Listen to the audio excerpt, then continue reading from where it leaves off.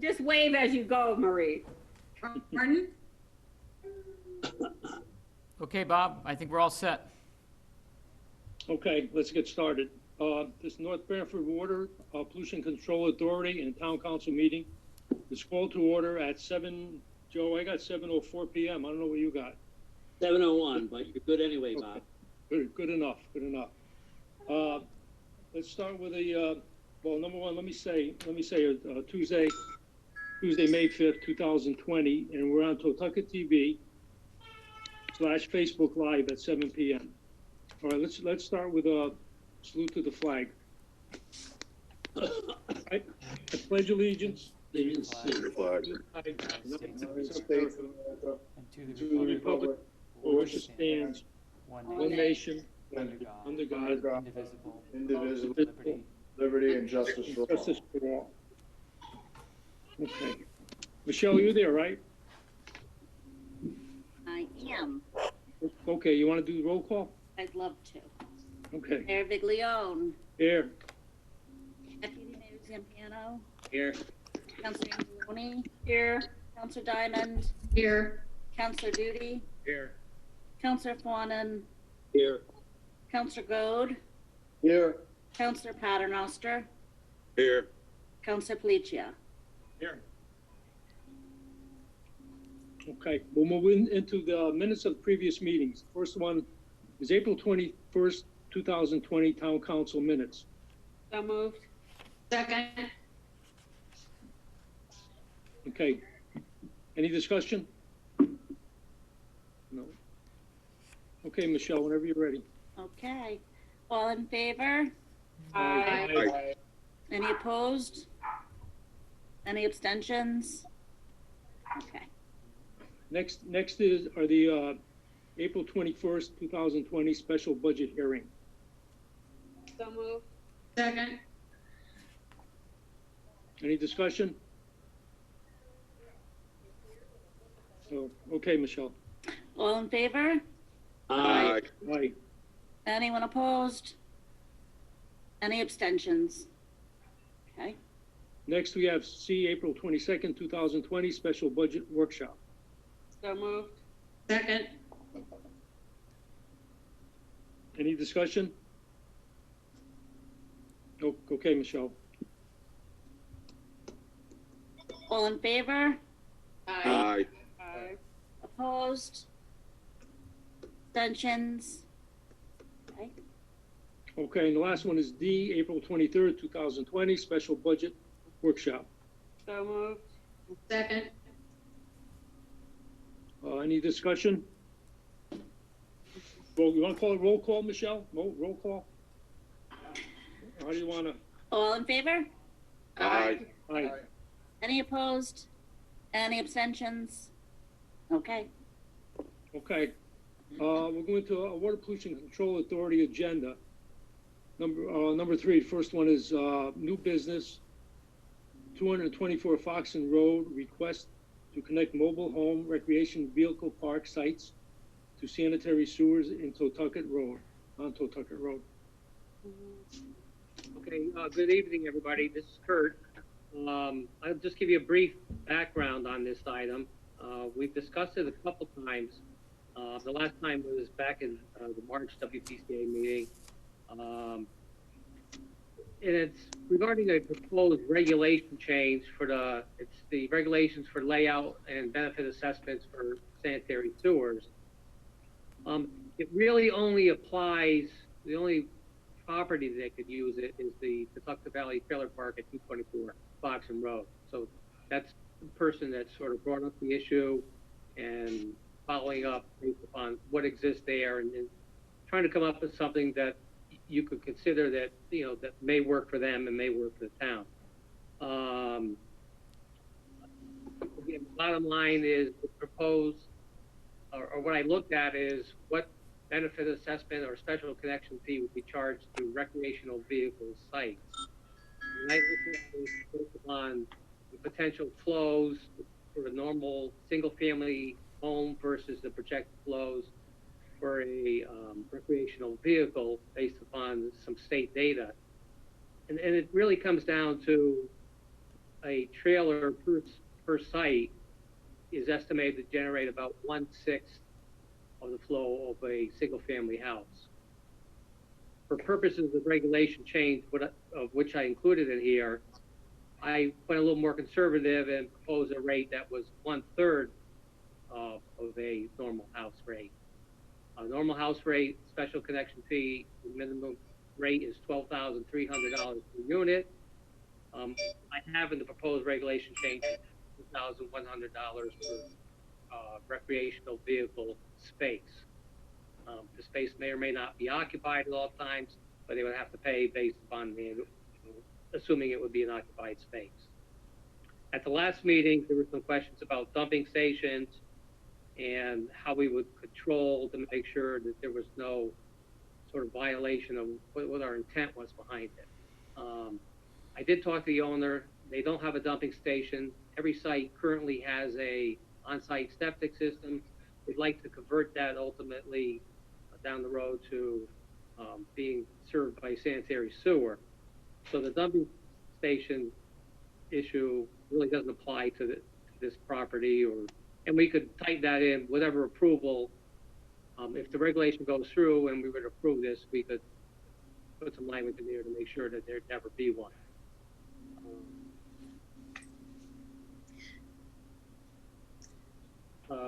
In terms of controlling or monitoring it, again, if the regulation were changed to allow for it, they would have to come in to request approval to connect the sewers, and we would come up with an agreement with stipulations or requirements of the applicant and the owner to make sure that they comply with the requirements and have provisions in the agreement I would think, and I'd have to talk to the town attorney, but I would think the agreement would either put penalties in there or rescind any type of approval.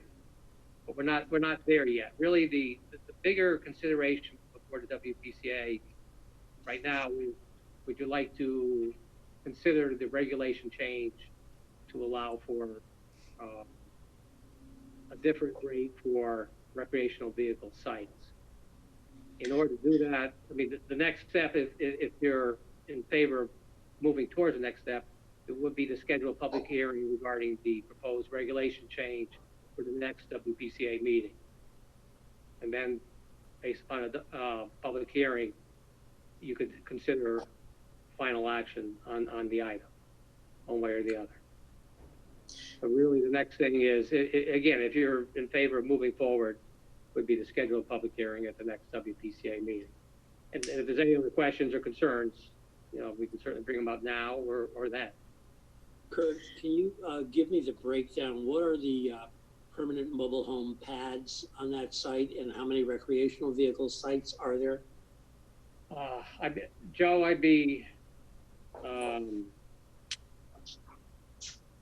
don't have that exact number. Let me see if I can just, hold on, let me see, I might have some of it. Let me just look at my notes.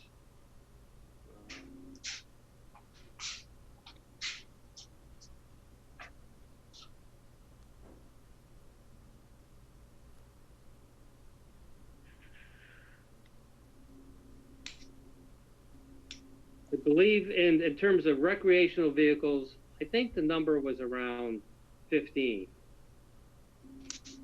I don't have that all written down. That was my discussion with the owner. And All right, best as you can. Yeah.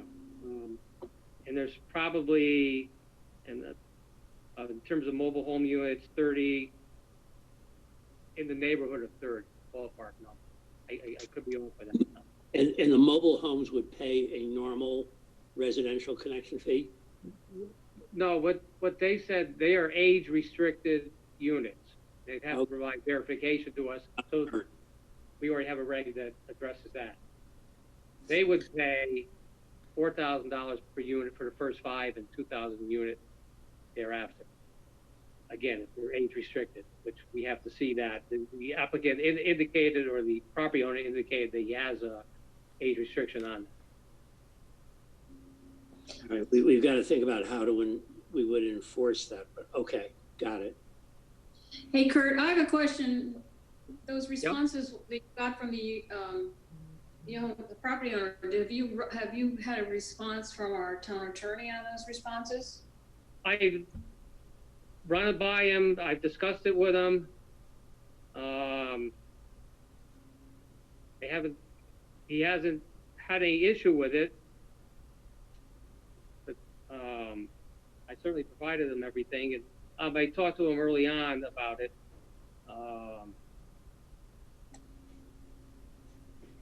To be honest with you, I mean, I've been thinking about it too. I think if it ever made it through the regulation change and then we made it to the next step, we'd want to put together any requirement and any approval stipulating all those items.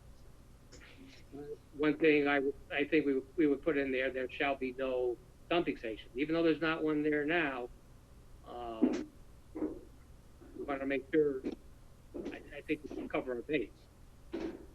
So what you're saying is you really have to rewrite those regulations to some extent. No, the regulations are really regarding what we would charge them for a connection fee. And they are required, any developer trying to come in to connect, we would put in, just like we have, I would think like we have in the past, if we saw a condition of concern, we would put it in our approval if we ever get to that step. There'd be a condition on there, just like on 1565 Middletown Avenue. We had a condition there regarding flows because we had some concerns about that. We put a special condition in our approval to address that item. And again, whether we could defer this to the next, if you want, I can follow up with the town attorney and bring it back at the next meeting and have another discussion. There's no any direct time requirement. Hey, Kurt, it's Yeah. Tom. Who's charged the connection fee? Is it the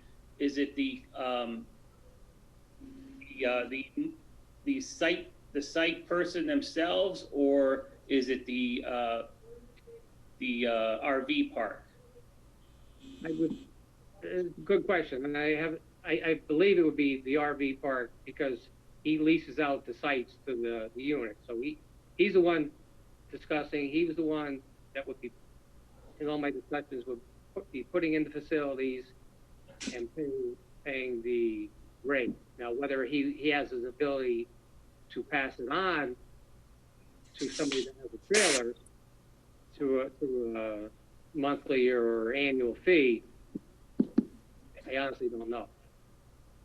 But there's an owner of the park, and then he rents out the site. So so you said, I know you mentioned something about age restricted. Yeah, the mobile home portion of the park, those units, he indicated that those are all age restricted. They're 55 and older. I haven't seen anything on it. It's just, in discussions. And our regulations allow for the connection fee to be a set number, a lower number, $4,000 for the first 5 units and $2,000 per unit thereafter for age restricted residential units. Right. So if he does have an age restricted on his books, would there be something in our records to show that? We don't have anything. We would need something before we would be able to grant him that. We would need verification and make sure. I'd have to talk to the town attorney to make sure that it met our requirements. Okay. Thanks. Again, he's not the way to be honest with you, the way he's sort of looking at doing this work is he wants to tie a few of the recreational vehicle sites to the sanitary sewers first. I think the long-term plan is then to, ultimately to tie the rest of them to the sanitary sewers, and then make provisions to tie the mobile home units to the sewer. Phase approach is where he's indicated. But again, there's a regulation issue and the payment issue. And then there's the detail that has to come forward in terms of the site development and the sewer connections. Curtis, Bob Guglione. Yep. I have a question. Recreational sites, how many is there? Do you know? Or a rough? I think there's in the neighborhood of 15. You know, I could be off a little bit. It might be 20, but there's not a whole lot of units. And these would be people that would come in and stay for a week and then leave? They can stay for a week. They can stay for 6 months. I mean, I think a lot of his units, he gets transient workers. Okay. Yeah, I think you're right. That's my understanding. Okay. But, you know, I mean, again, the option we have tonight is whether to schedule it for a public hearing regarding the regulation change or try to get some, you know, more answers, the question about the number of units or anything you have for the next meeting. I think we need more answers before we have a public hearing. Yeah, I think we need from Vin Marino input on how do we enforce, if we agree to a age-restricted assessment for the permanent mobile home pad, how do we enforce it? It's something on the land records, as you would traditionally do, such as where Marie lives in Montgomery Village. Right. Those are age-restricted by virtue of the way the condo was set up and is recorded on the land records. Is that sufficient? Do we do that for the pads, for the permanent mobile homes? Right. That Okay. know they are age restricted, and we're not going to be dealing with younger people. B, with the recreational vehicles,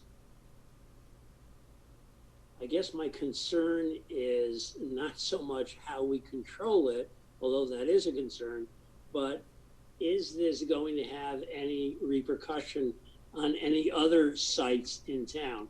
Are we going to be buying ourselves into a precedent which obligates us to afford some special assessment to other properties in town, which we may or may not want to do? We need to know what the repercussion is. And Okay. if we can restrict it to this particular site only. Okay.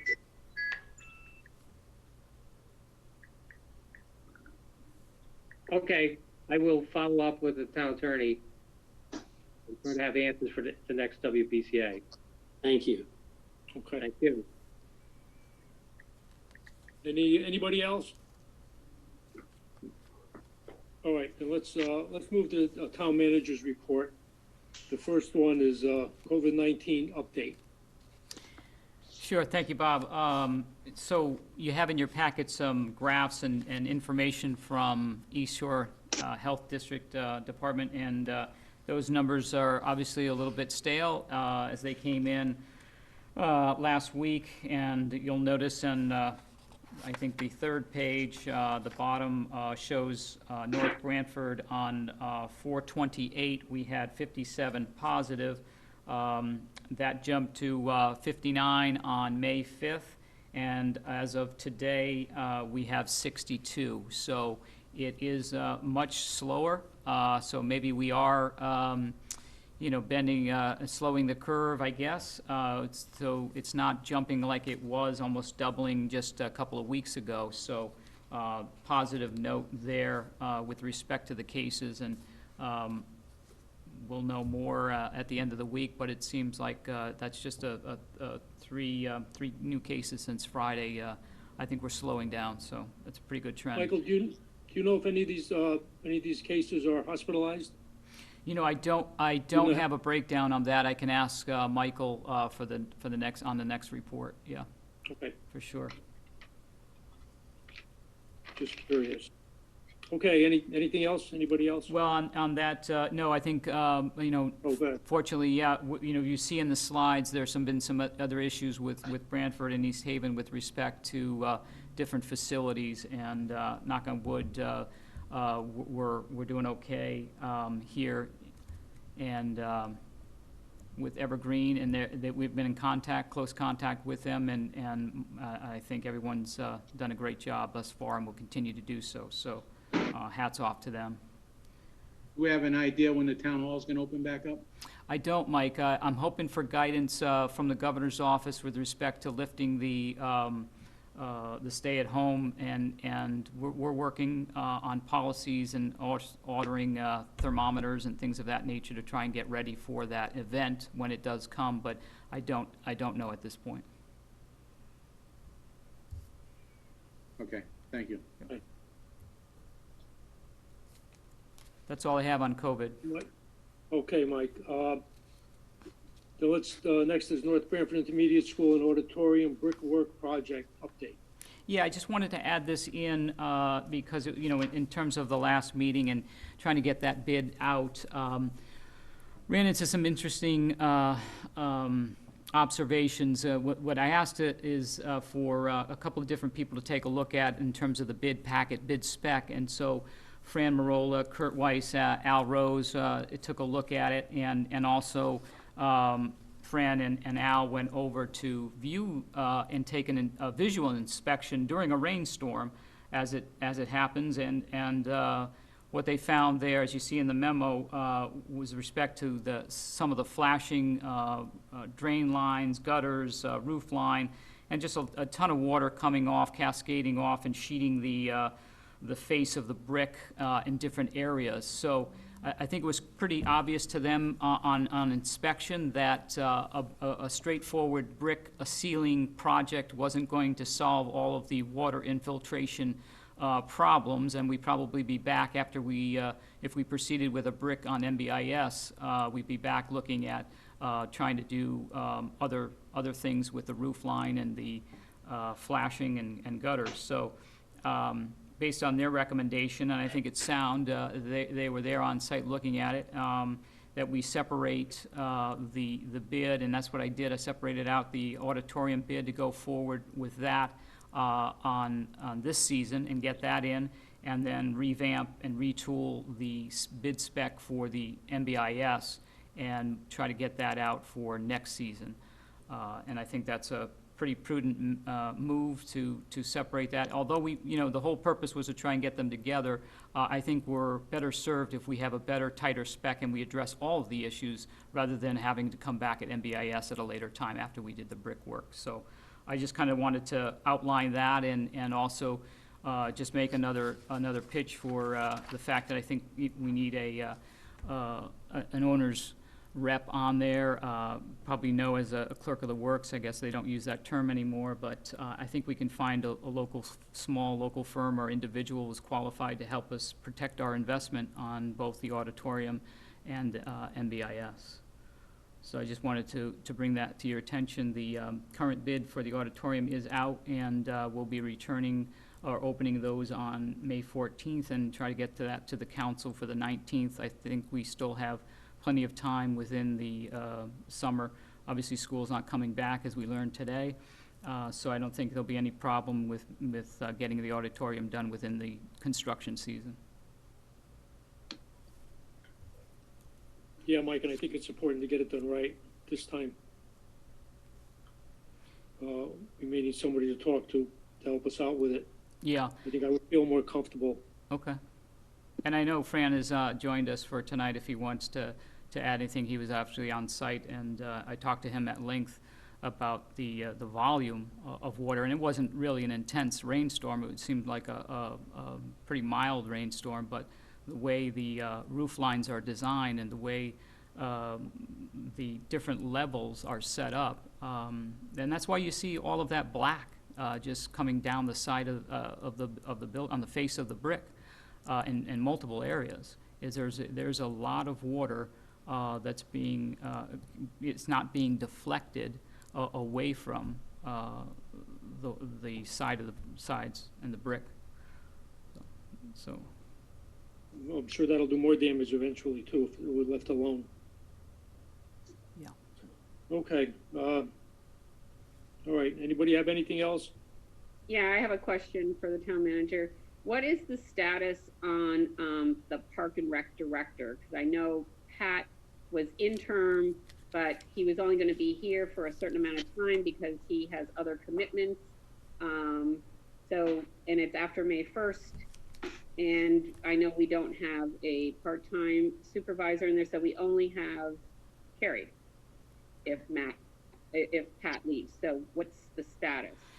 Yeah, Patrick is going to stay on, and I'm looking to make contact, and looking at the director position, and try to get it to the council for June if I can. For June, Pat's gonna be here the whole month of May? Yeah, he thinks that's possible, given, and that was yesterday before the announcement on schools, but he can give that commitment to me.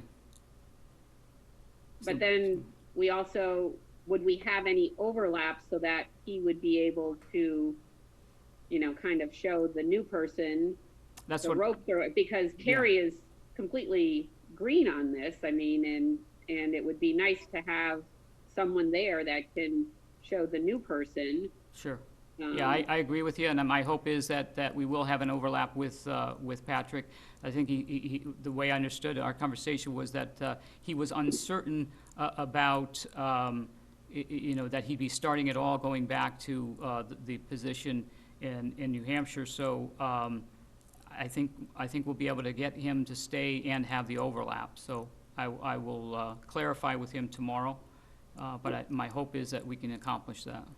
Was it your intention to go back to the candidates that were interviewed to see if they are still interested, to bring them forth to the council? Yeah, candidate number 2 was a strong candidate, and I've been in contact at the, as this pandemic broke, touched base, and that candidate understood that we'd have to, put everything on hold, and I'll be reaching out to that candidate and hopefully bring forth that name for the June meeting.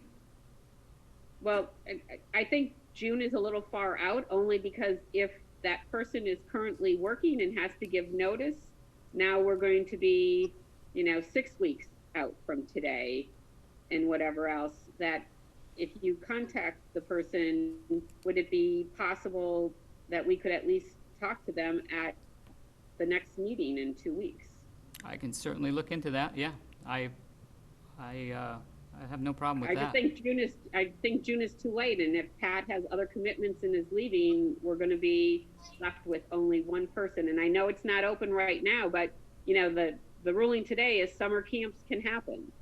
And I know they're coming out with what the restrictions and everything are, but I think we have to be ready, and I don't think it's fair that we just throw it on Carrie, especially when there's not another person under her yet. That position hasn't been filled either.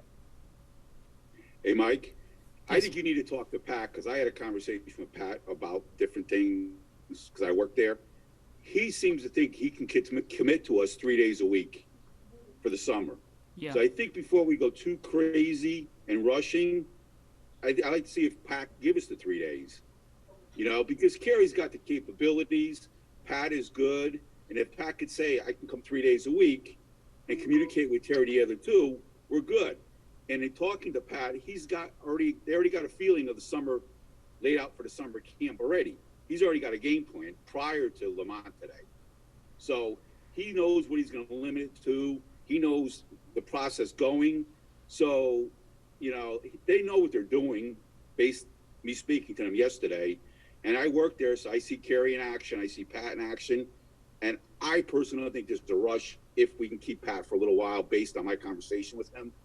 So that's only my opinion. But, I mean, that's fine. We just have to have a game plan, and it just kind of got shelved because of everything that happened. You're right, Rose, but then your camp was a perfect example, because I spoke to him about the camp, and he already mentioned that they limit to 3 groups of 10. He's got a very good layout prior to today. Well, that's so fine. I think maybe we should reach out to him and say, hypothetically, what are our plans?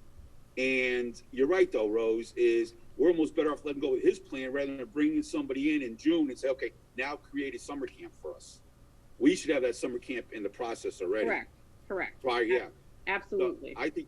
So I think if you reach out to him and say, can we buy a little while? I think he would get the transition. And like Rose says, we'll interview the number 2 candidate. That's only my opinion. Yeah. I'll reach out to him tomorrow, absolutely.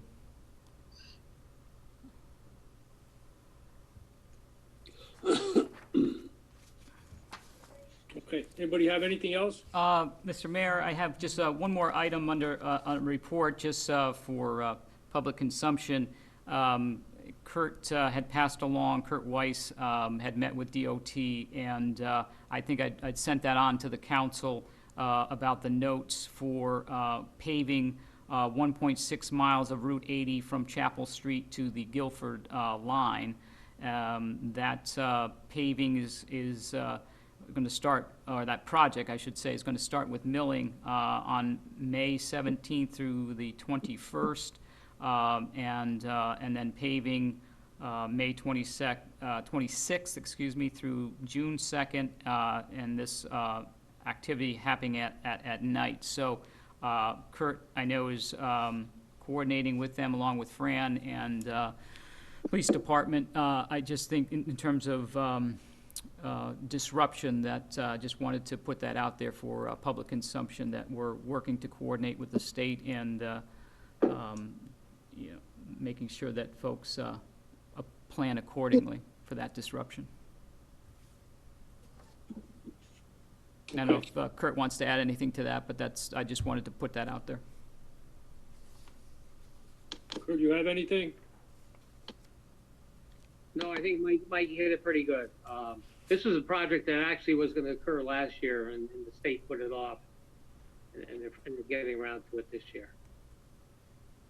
So Okay. that's it. Mike did good. Okay, anything else?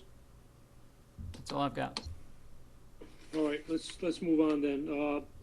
We'll go into citizens' statements and petitions and correspondence. Michael, do you have anything? I'm going to check that right now. I have one on Facebook, Mike, for you. Oh, okay. Go ahead, Anthony, if you're... It says, to all council members, tonight, during the council meeting portion, you have some tough things to discuss. You must do what is right. Simply said, build a new high school. Repairs needed to save NBIS. Can we afford is not the question. Can we afford not to do these things? No. Enough is enough. No rebuild is new. No shipping students to other towns. Put on your big boy and big girl pants.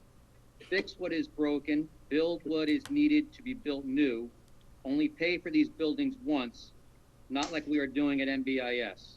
We keep pouring money into the NBIS. Do what is right. Okay, thanks, Anthony. Who was that from, Anthony? Cliff Potter. Ah, Okay. Is that it? That's Yeah, all I'm you just- have? I'm just checking the public comments email. I don't see anything on that. As far as email, there are no emails at this point. Okay, we'll move on then.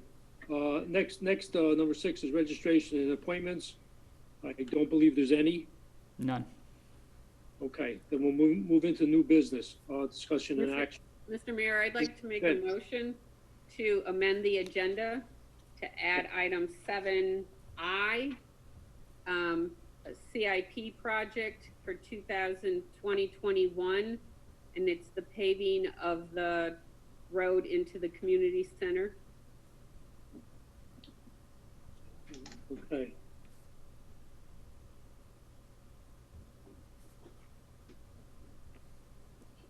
I'll second that. Any discussion? Okay, Michelle. All in favor? Aye. Aye. Any against? Any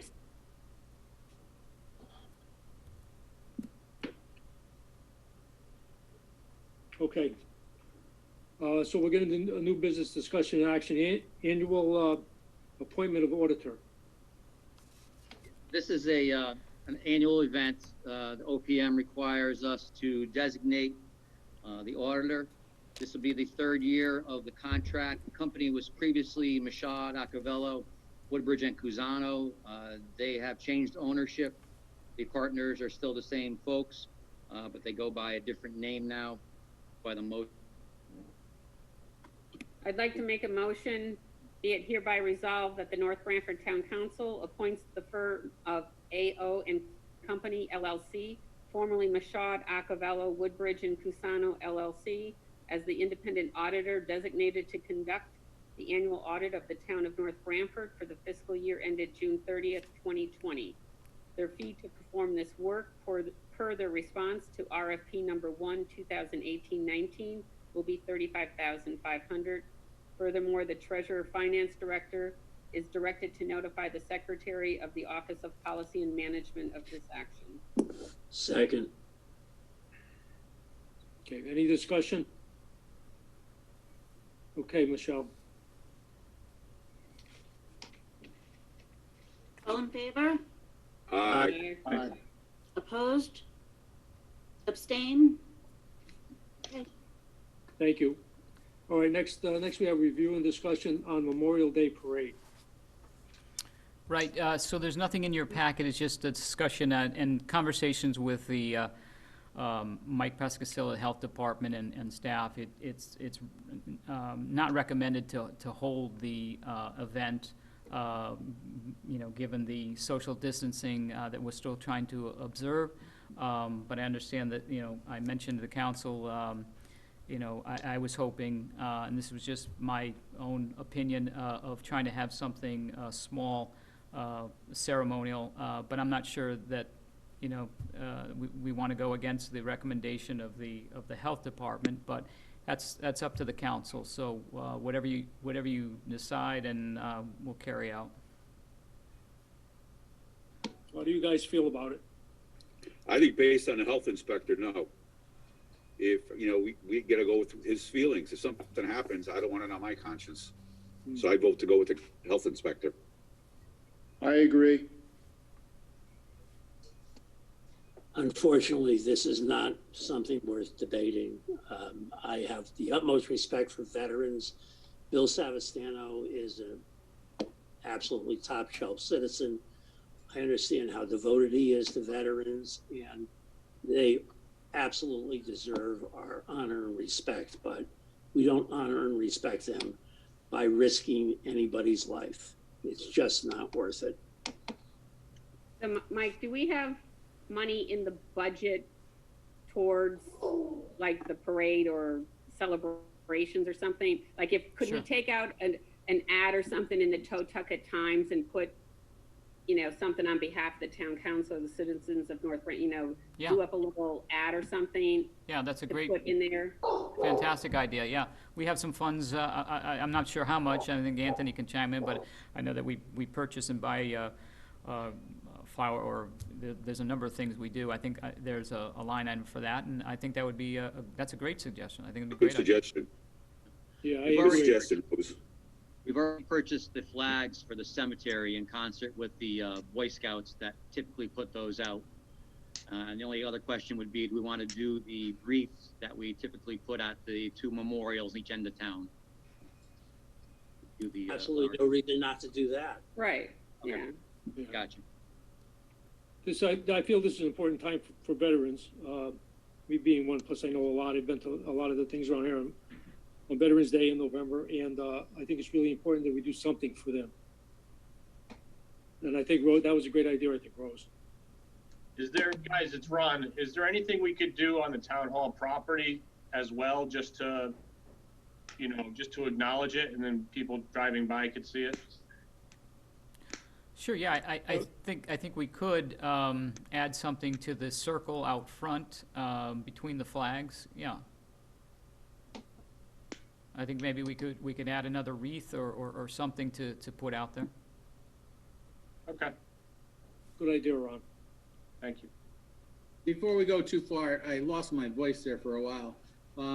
I'd like to make a motion to convene an school building ad hoc committee to review basically any school project, building projects, brickwork, roofing, and that to consist of one member of the Board of Ed, Public Works Director, one member at large, which is a builder, one town council member, and school building and grounds maintenance director.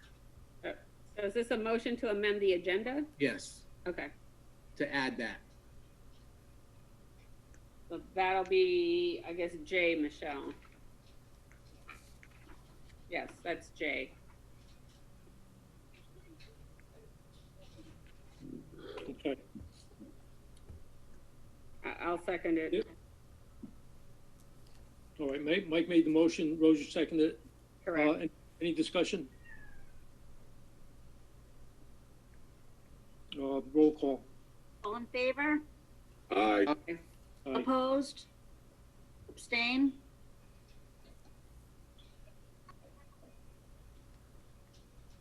Okay. I'll move on here. Let me see. Review a final report from Bloom Shapiro Municipal and School District Feasibility Study. Yes, that is in your packet, and on the meeting tonight, we have representatives from Bloom Shapiro. We have Lindsay and Jeff joining us, and I believe I can see Lindsay, and I thought I saw Jeff. I see Jeff. Yes, great. So they are here to walk through the final report, and then hopefully we'll have some questions and answers at the end, or maybe during, but I'd like to recognize them and allow them to make their presentation, walk us through the report. Okay. Thank you very much. This is Jeb Ziplow. I wish we had the opportunity, I truly wish we had the opportunity to meet face to face, but given these current times, a Zoom meeting is the best we're going to do, right? So what I wanted to do, I know that you all had an opportunity to take a look at and review the report that we put together. What I will do is just give a high-level overview of the project as a whole, and then I'm going to turn it over to Lindsay to provide some more detailed information on recommendations and how to move forward with the project. So one of the things, this project was really to take a look at the financial operations and HR operations, if you will, for both the municipality and the school district. The goal was to take a look at, and it was really a feasibility study, to take a look at and evaluate if shared services between the financial and HR operations of both the school and the municipality, if there was a way to bring them together. And so part of what we did was we performed a comprehensive analysis for both the municipality and the school district as it relates to all the finance and HR functions. We interviewed pretty much everyone within the town and school district, financial and HR staff related. We also interviewed selected members of the town council as well as Board of Ed members.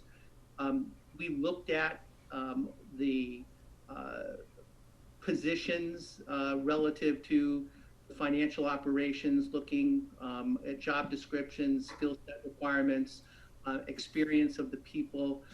We also took a look at, the various union contracts and salaries of everyone. Part of our effort was also to take a look at the various financial processes and operations within the departments of both the town and school district from a financial operations perspective. We actually, as part of the end of the report, put together some process flows for people to take a look at and consider. Another initiative as part of this project was to take a look at the various technology software that was implemented by both the town and the school district for their financial operations. On the town side, it's the Walsh system, and on the school district side, it's the Alio financial management system.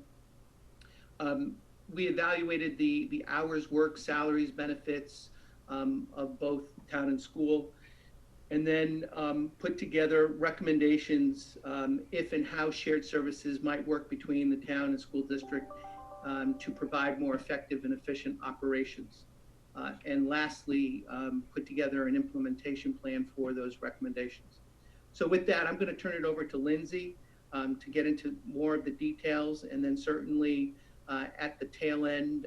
If you have questions on this, please feel free to ask us any questions. Go ahead, Lindsay. Okay. Does everyone have the report in front of them or nearby? If I reference pages and whatnot? Yes. Okay. So the best place I think to start for tonight would be on the readiness assessment, which is on page 20 in the report. So we took a look at sort of 15 key criteria or areas to sort of judge the town and school district's appetite or readiness to move forward. And I would say certainly when you first look at this, you'll notice that we don't have any greens or green pluses. We don't have any areas where there's a strong readiness. That being said, as the project progressed, and certainly, you know, even after the report was finished, I know that there's been a lot of forward movement with the software system, and that's going to change a lot of the readiness areas from yellow to green. So if we just run through it, you know, we had a mixed level of buy-in from both management level, from staff, from town and board members. Certainly there is a need for some backups with personnel from both business offices. Items 5 and 6 are about the software system. Implementing a new software between the two will eliminate the lack of readiness there. When we looked at compensation and benefits were really pretty close between the two. There were some pay discrepancies that would need to be adjusted moving forward if we were to combine. The similar work schedules were off by, I think, 2.5 hours there. So again, close. Item 11 and 12 are fairly significant. So we talk about inconsistencies between workflows and how things are processed, how the school district does payroll versus how the town does payroll, purchasing and so forth. Again, putting in a new financial system that sort of paves the way for how you're going to do those things and streamlines the process in general will bring those two closer together. So we'd anticipate that going away as well. Item 12 is about the immediate space for co-locating, which right now, immediately, if we flip the switch, we don't have a place to co-locate everyone. So that's going to be an item that needs to be looked at more closely before we really merge everybody together. We had some new leadership at the school district business office, which is certainly not a bad thing, but generally an area where we would tell you to slow down before you shake things up again, especially for the school district. And lastly, just minimal interaction between the staff historically. And we have had some joint meetings. We know we talked about this project and the high school capital project. So sort of a lukewarm for 15 there. So I'm going to just jump in. I think that one of the things I just want to emphasize is the two independent, separate financial management systems. I know that the school district is not very happy with their financial management system.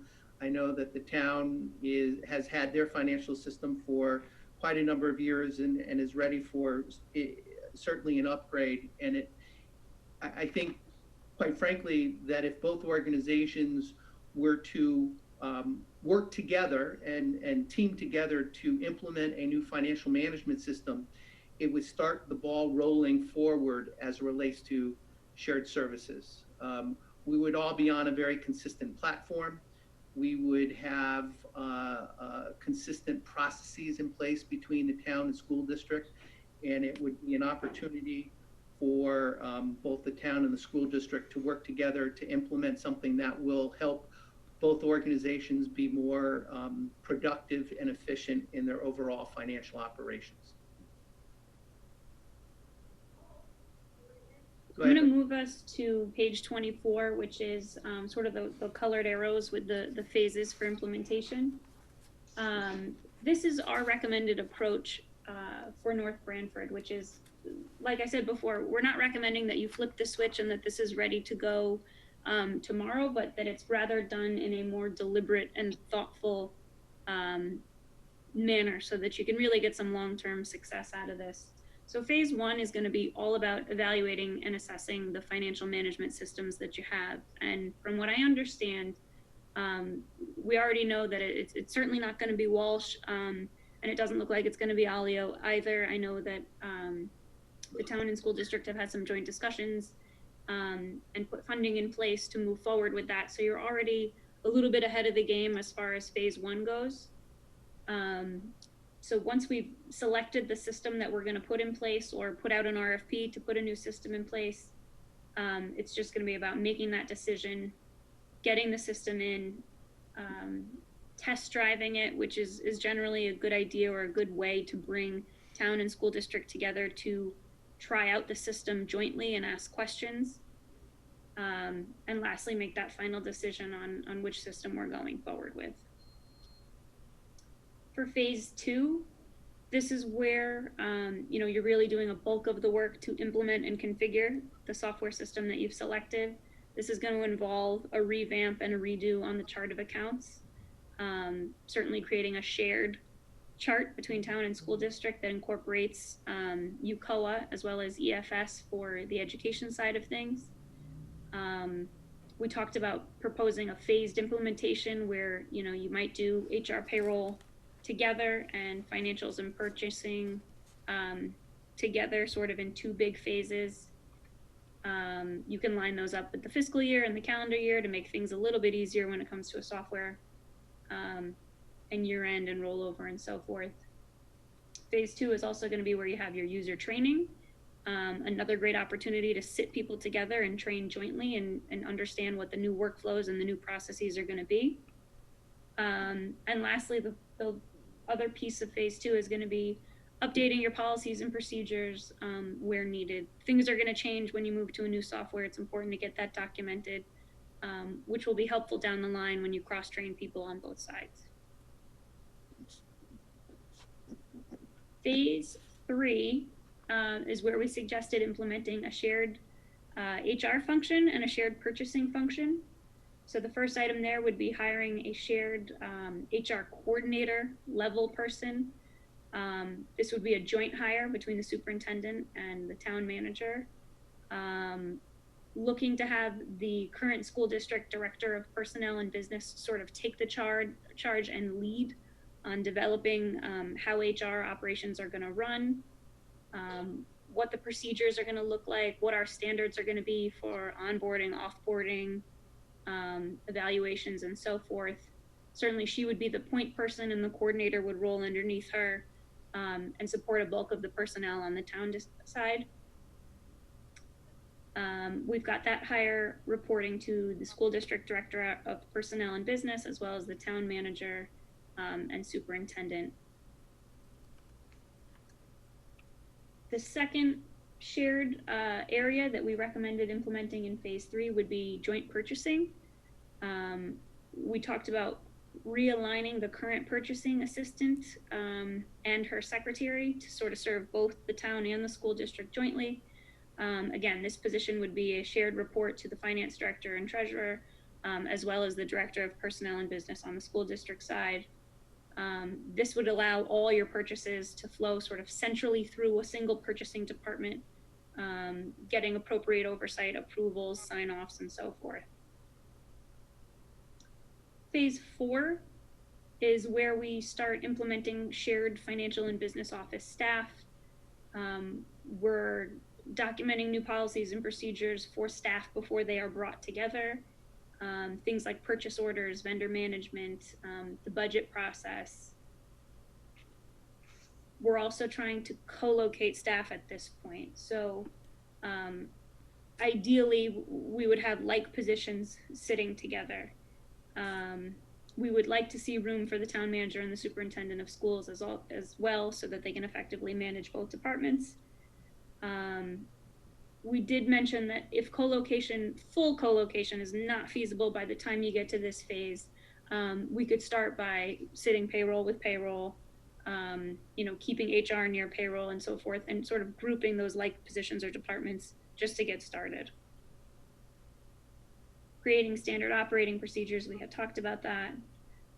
Revising any roles and responsibilities to align under the new shared services department, and creating a new organizational model with reporting lines and so forth. That all falls into phase 4. And then lastly, phase 5 is to assess the results, make tweaks and changes, address any areas that aren't working out, evaluate the efficiency of your new org structure, take a look at any other opportunities, certainly custodians, facilities. We see a lot of shared IT. Those might be opportunities as well that you could consider down the line, and making any adjustments that you need to. So the last piece that I will speak to, and then we can open it up to questions, is just the implementation plan on page 25. This just goes through all 5 of those phases and puts it across a timeline for you. Certainly you're already ahead if you look at phase 1, because we're probably down, by the 3-4 area. So we're ahead of the game, so to speak. But this just gives you sort of a tentative timeline for how to approach those phases. I think that's all I've got. So I guess with that, certainly open it up to questions and see, what kind of questions you have and how we might be able to answer them. Yeah, I've got a question. It's Joe Fonan from the Town Council. I've heard the term term share. What I haven't heard is the term efficiency. The way I looked at this process was a way to save the town money, to make its operations more efficient and centralized so that the cost to the town would be less. I don't see any of that here. So my question is, are there efficiencies in this system, or have you designed a system to just make everybody feel good about sharing their responsibilities? So a couple things. The efficiencies will come when you implement the new financial management system. There's no way to create or obtain efficiencies right now with 2 independent systems, with 2 operations independently operating. So once you implement the financial management system, HR payroll system, you will start seeing efficiencies between the school district and municipality. The other thing that you need to consider here is that both organizations are operating pretty lean and mean right now. There's very little cross-training. There's very little backup right now. And so as it relates to cost savings, I think you're going to see cost savings years 2, well, probably years 3, 4, and beyond. You're not going to see them initially because we need to implement that centralized financial management system to obtain a lot of the efficiencies that will be gained, if you will, through the software. So initially, is it going to be more expensive before we see these efficiencies? The more expensive, if you're talking about getting a new financial management system, yes. I mean, that you need to invest in that. But both organizations shouldn't invest in it independently. They should do it together. So I guess there should be some savings there if you were to go out, if the town were to go out by themselves and the school district would go out by themselves, it would certainly cost more. But those efficiencies you gain through better workflows, more automated workflows and capabilities. And right now, the 2 systems that you have don't lend themselves to any of that. So you're going to have to spend a little bit of money up front to get the new system in order to see those efficiencies. Any way of putting a dollar sign on any of those projections? Let me give it some thought.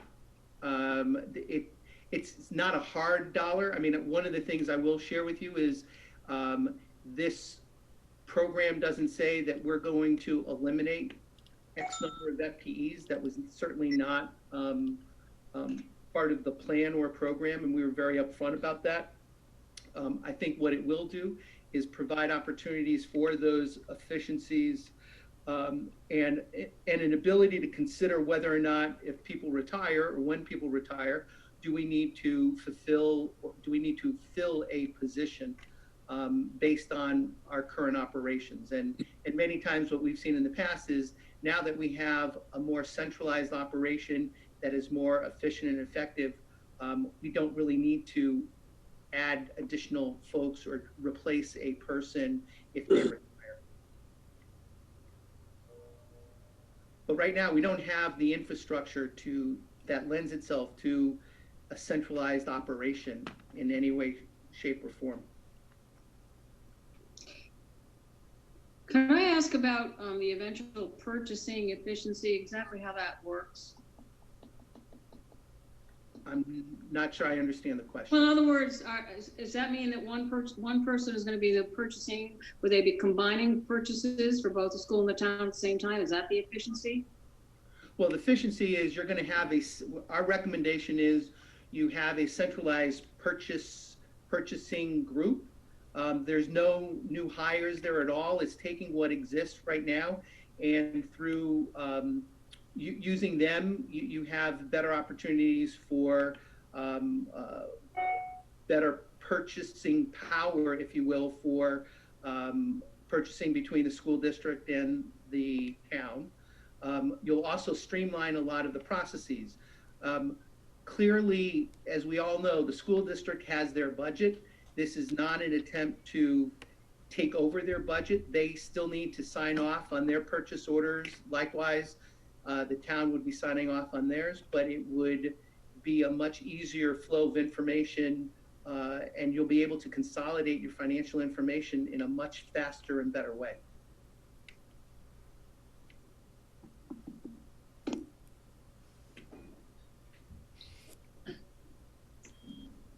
Other questions?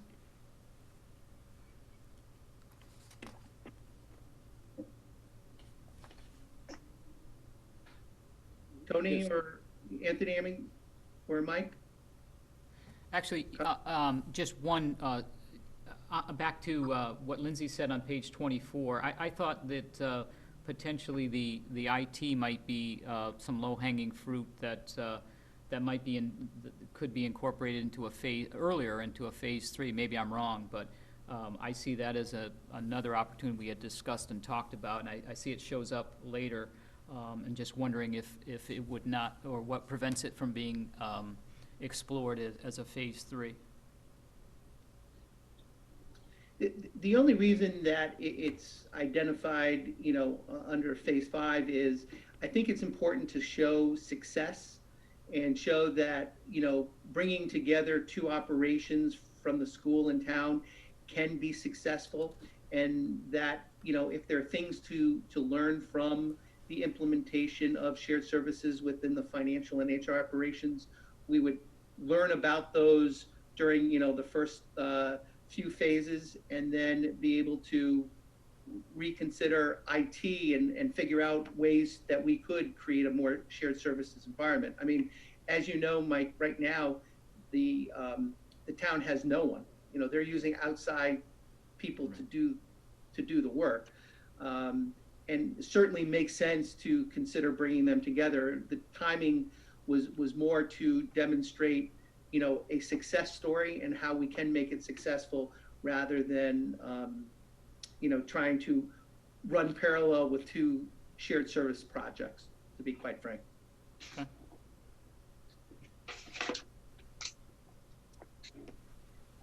Okay. Anybody else? All right, I guess we can move on. The next Thank you, is. Ken. Thank you very much, everyone. Be safe. Thank you. Thank you, Lindsay. Thanks. All right, next we have a review of bond projects. Right, so there's nothing in the packet, but I think, obviously, the council wants to have a discussion, and so do I, in terms of direction.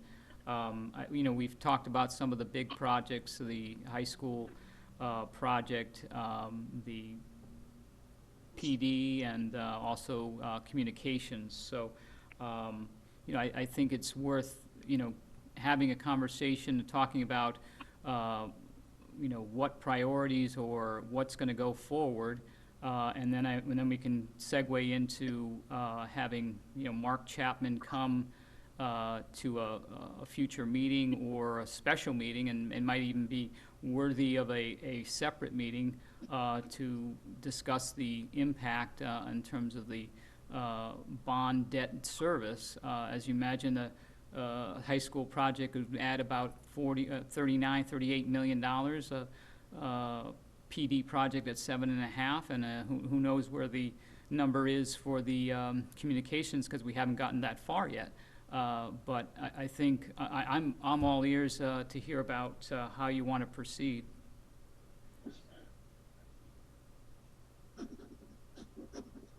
Well, Mike, in order to proceed, we need numbers, and we don't have numbers, so I don't know how we're even gonna talk about it.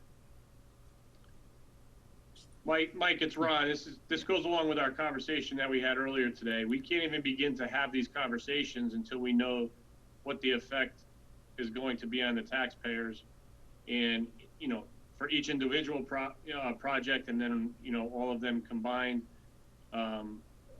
Whether we rebond the bonds that we are able to rebond at this point in time, because I know you said some of them were not able to, versus not being able to. We need a big picture with this year's financial crisis, with everything that's going on. We need to make smart decisions, and I don't even think we can begin to have those conversations until we have those numbers, or at least, like I said, a ballpark. Okay, so do we want to explore beyond the high school and figure, okay, the high school's in, the PD, and do you want to do the communication, or does the council just want to see those two projects together and see what the analysis is going to be? And then again, it's if there's a determination. I know I saw the school's pamphlet. I mean the document on choice number 3, but I think even choice number 3 had whether it was a net zero emissions, and there's a $2 to $3 million swing just in that analysis alone. So I think we need to figure out which number it's going to be for the high school, and what we can reasonably expect for reimbursement, and then the PD. If there's something else you want to add in terms of the communication, we can run that through Mark as well. I'd like to see the numbers for the police station and the communication definitely together. It's Walter Goad. Mm-hmm. Definitely want to see both of those together. Yeah, I don't think we can, even though we don't have firm numbers or an estimate on communications, we all know it's coming down the pike. I mean, it's just a matter of months before we get something. So I think we need to start planning for that, and pick a number, 3 million if you want. I don't know that it makes much of a difference if it's 2.5 or $3 million dollars, because we'll adjust the numbers when we get closer, but it gives us a starting point as to what it looks like. And I think, just to add to that, I think it's important to see all of the projects individually and as a whole, because it gives us options to talk about moving forward, whether we take our time and do them individually, or we do them all at once. But it would be nice to see them all individually as well. Well, and it's also the spacing of them, because, from what I've seen, it's like if we voted to go ahead with the police station in the next 3 months or whatever, in the 2021 fiscal year, I don't know that we would have any bonding cost in the first year. You probably have some soft costs, and how do we go about financing the startup of that short-term borrowing or whatever? So what would the spacing look like for the different bonding options? So if we went with the police department, the communications, and then the high school, and it's spaced out a little bit, when do they all come together? Are we able to refinance any bonds when does it peak? There's a whole lot of stuff in there that we would need to look at. And I don't know how that all shapes out, like the initial, he can kind of, I guess, go over it with us. And then once we see that and have more of a discussion, then we could probably refine it a little bit more. I mean, I don't want to have to keep going back to him and have him do, 20 different scenarios. But I think we need to have a basis first so we can. The big question, May, is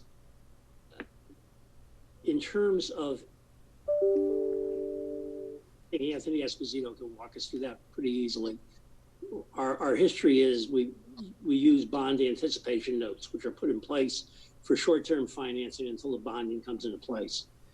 But rather than looking at the bonding and the actual cost of what we're going to borrow, the question I've always been troubled by in this entire process is we have very competent experts advising the town in terms of what we can build, what they think we should build, and their approximation of costs. We have never questioned that. And in all fairness, none of us on the town council are in a position to say, God, I don't know if this guy knows what he's talking about. So $7.5 million is his number. That's correct. Well, in my simple mind, it may be correct.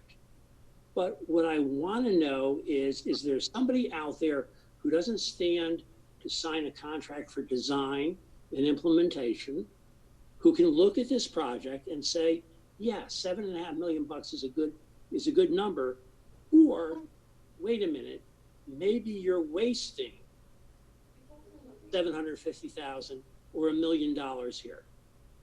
And if there is a little bit of a time lag and a little bit of cost associated with that, I feel it may be time and money well spent, because we're taking numbers from people who are foaming at the bit to sign a design contract.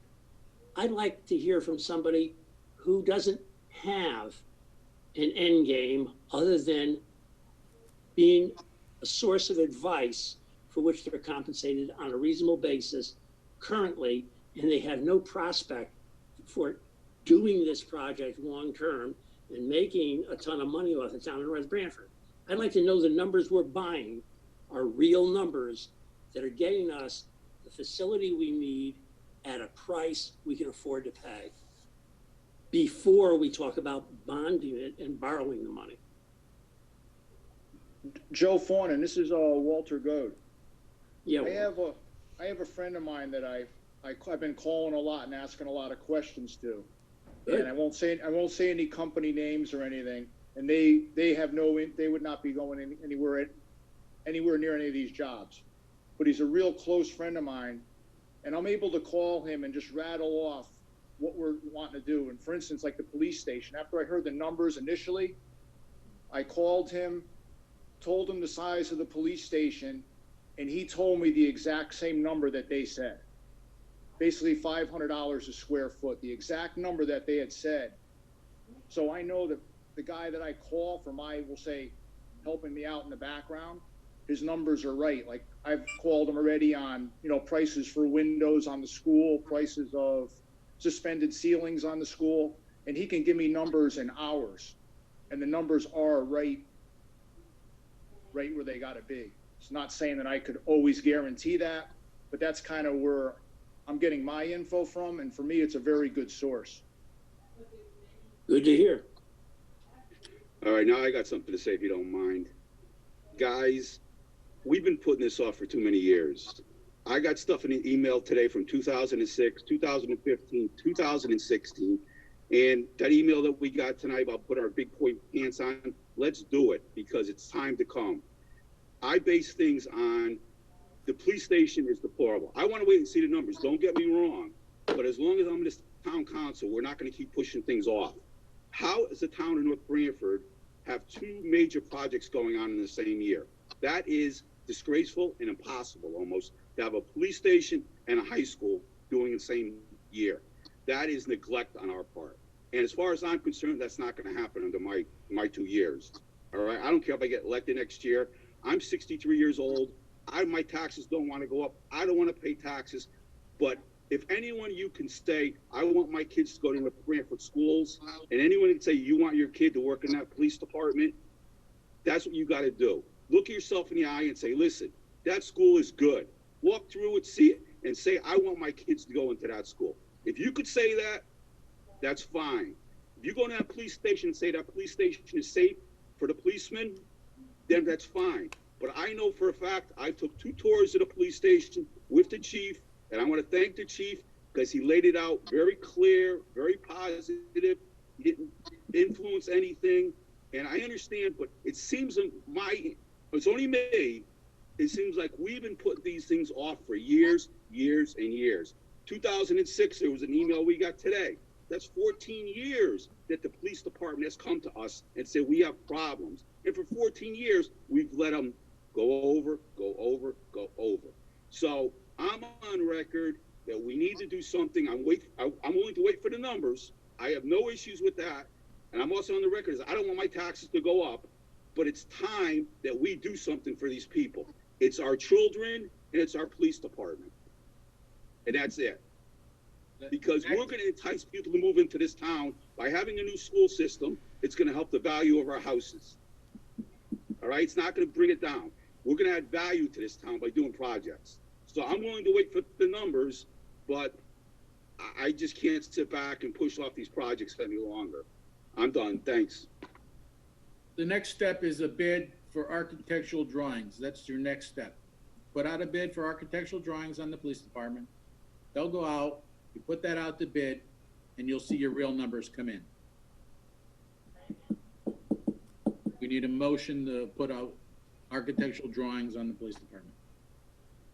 Are you making the motion? Yeah, I'll make the motion. I'll second it.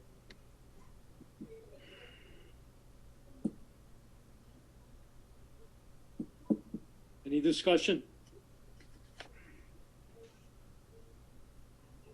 Is the square footage set in stone, or can we get options on the square footage? Walter, it's Victor Peter Andrew. The square footage, if I may jump in for a minute, it's pretty much set in stone. I asked the chief today, he put a package together, which you guys all have. In 2006, Walter, 2006, the chief that was there, Matthew Kennelly, the police station in current condition. Communications is older building not meeting earthquake requirements and standards. The building design's too small, et cetera, et cetera. Everything we're saying today. But the most important piece of paper that you guys have is the North Branford Police Department Facility Conditions Analyst report. It's a 6-page report. It's the most important part to your report. Okay, and if you go to page 6, it tells you urgency. 1, urgent priority. 2, high priority. 3, moderate priority. And 4. And you go in the right-hand corner, okay, you'll see the costs. So if you go back to page 1, you'll see the numbers. But you got to remember, this was done in 10/31/2018, okay? Almost 2 years old. So everything that's in priority 2 is now priority 1. Exactly what we're said. Further evaluation, life expectancy fields below for the septic system. Sanitation, remove slab throughout the building, 150,000. Reclaim pavement, 96,000. All this stuff. Here's the most important. Roof will not be near the end of its use. The roof is due to be replaced approximately 2020, $210,000. Guess what's leaking? Guess what's got mold? All the stuff that's coming true. You go to page 2, $450,000 to add wider staircases and an elevator. Doesn't give us more capacity. Generator and upgrade the electrical, $500,000. Redesign the interior with no extensions to the building, $300,000. Redesign the interior of the building for existing space at the Sally Port. No additions, $500,000. All the stuff that we've been saying right now is going, if we had to just fix the building and keep the conditions the way they are, is over $3.5 million. And it's $1 million to rent the temporary facility to put us in. We're at $5 million and we didn't add any square feet. So Walter, the answer is Victor, I was asking. No, by doing the research, 14,000 square feet it gives you a 50-year building. 50 years for everything, and that's the minimum we can go down to. Well, I mean, the reason I'm asking about the square feet, the national average is 347 square feet per officer. And when I do the math, that comes out to 7,981 square feet. So let's say 8,000. So that's why I'm saying, I'm just asking, can we see what it would cost to build a 10,000 square foot police station? It doesn't meet the requirements because the average back then at 325, that you're forgetting about all the dispatch people, the secretaries that are in there and everything. So there's 35 people, multiplied that by that number is 12,800. Do the math on it. There's 35, just say there's 35 people in that department, times 375 is 13,125 people. So your numbers are correct. You just got the amount of people incorrect. I don't know how we get 35 if we have 23 officers, a secretary's 24, and dispatch is 4? No. Dispatch is 5.5. But 5.5 full-time all the time? You got 6, you got 24, and the secretary, how many is that? 31? Who are the 6 other people that are in there? You got dispatched 5.5, so 6 people. But they're not. But we don't have 6 dispatch in there all the time, full time on a shift. Yeah, but what you guys don't understand, Rose, okay, is the square footage is based on the amount of people. How about when you're arresting people and they're downstairs? How about, yeah, but the average I'm reading you that's not what it is, Victor. Where'd you get the average? It's 340, and I'm not saying that we have to. That's the average. Where'd you get that report? I went online and I was checking all different sizes of the police stations in the state and everything. Well, if that was the case, then you would know that we're at the minimum would be 12,125 on my paperwork for square footage, and we're at close to 14,000 to leave it for expansion, to leave the building at a 50-year capacity. The most you could shrink that building is about 1,000 square feet. But then to go add on to it later will cost an extraordinary amount of money to save $500,000. Well, what I'm saying is instead of a $77.5 million police station, what if it was a $5.5 million police station? Brand new $5.5 million police station. And what does that give us? How many square feet? Sally ports, office rooms, sergeant's rooms, detective's room. I believe there was one of your, if I'm not mistaken, one of your council members walked into the building and we're actually interviewing an assault victim inside the hallway, if I'm not correct. Right. I think you have to look at the date of the study, Walter. You have to look at a lot of things come into it. Things have changed, things are different. What's your source and what is the date of the study, Walter? I don't have it in front of me. I just have notes that I took down a couple of weeks ago. Yeah, I mean, there's a lot of requirements that are involved in one of the things that the commissioner just talked about as far as, interview rooms, people coming into the building. So I'd like to see your source. Just to put it in perspective, the architect did a drawing. Commissioner, correct me if I'm wrong. I think it was about a 14,000 square foot building. And one of my first questions was, where is the space for the filing cabinets? There wasn't even space for filing cabinets in his drawings. So to keep on cutting the size of the building, personally, I think it's a mistake. I think you have to look long-term, not short-term. Is there going to be expansion of the town in the future?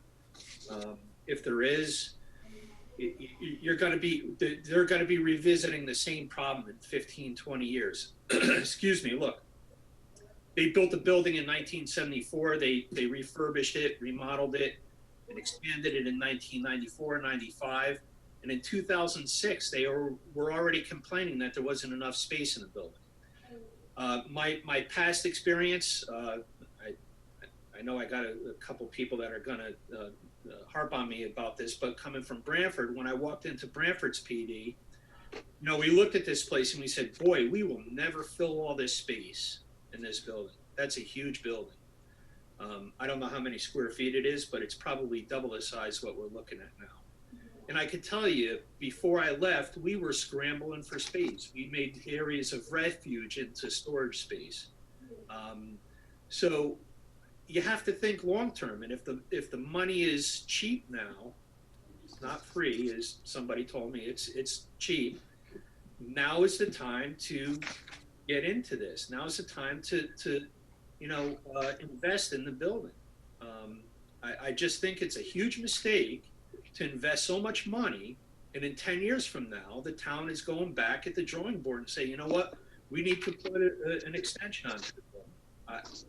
Look. Hey, so you're saying if we don't go 14,000 square feet, it's just not going to work. It's got to be 14,000. Just not enough room. That is pretty correct, Walter. It's pretty correct. It's pretty correct. Right, thank you. There was Walter. That's space for filing cabinets in the drawings. Walter, that's not cool to cut the chief off like that, Walter. In 2006, there's a piece of paper that I gave to everybody from the chief. If you read that piece of paper, okay, it states dispatcher's too small, communications too small, overloading everything. SWAT has no area. This is in 2006. Current facility. Read it. It says it in 2006, 14 years ago. Do you imagine what we did in 14 years to update? Victor, it's Ron. Yeah. Victor, it's Ron. Just out of curiosity, in 2006, how many officers were there? Only one that can answer that logically is probably Councilman Duty. They're the same amount. Same? Hasn't expanded, hasn't contracted. We haven't changed at all. So, there's a lot of hearsay, and I like to get this off if it's possible. There's a lot of rumblings some of the council members are saying. So I just want to recap one thing, and then you guys can go on and do what you got to do, because, as volunteers, we all put in a lot of time to do a lot of things. But on May 1st, 2019, we hired Chief Allerin, okay? So there's a lot of rumblings through the town and the council members, and what he does and what everybody does and all these people that are in charge, and they're supposed to be responsible for their own buildings, okay? But we just showed you proof from 2006 all the way back. Nobody wants to do anything on a council level. So just to recap, the chief comes in, paints the office, new furniture in his room, and gets new computers.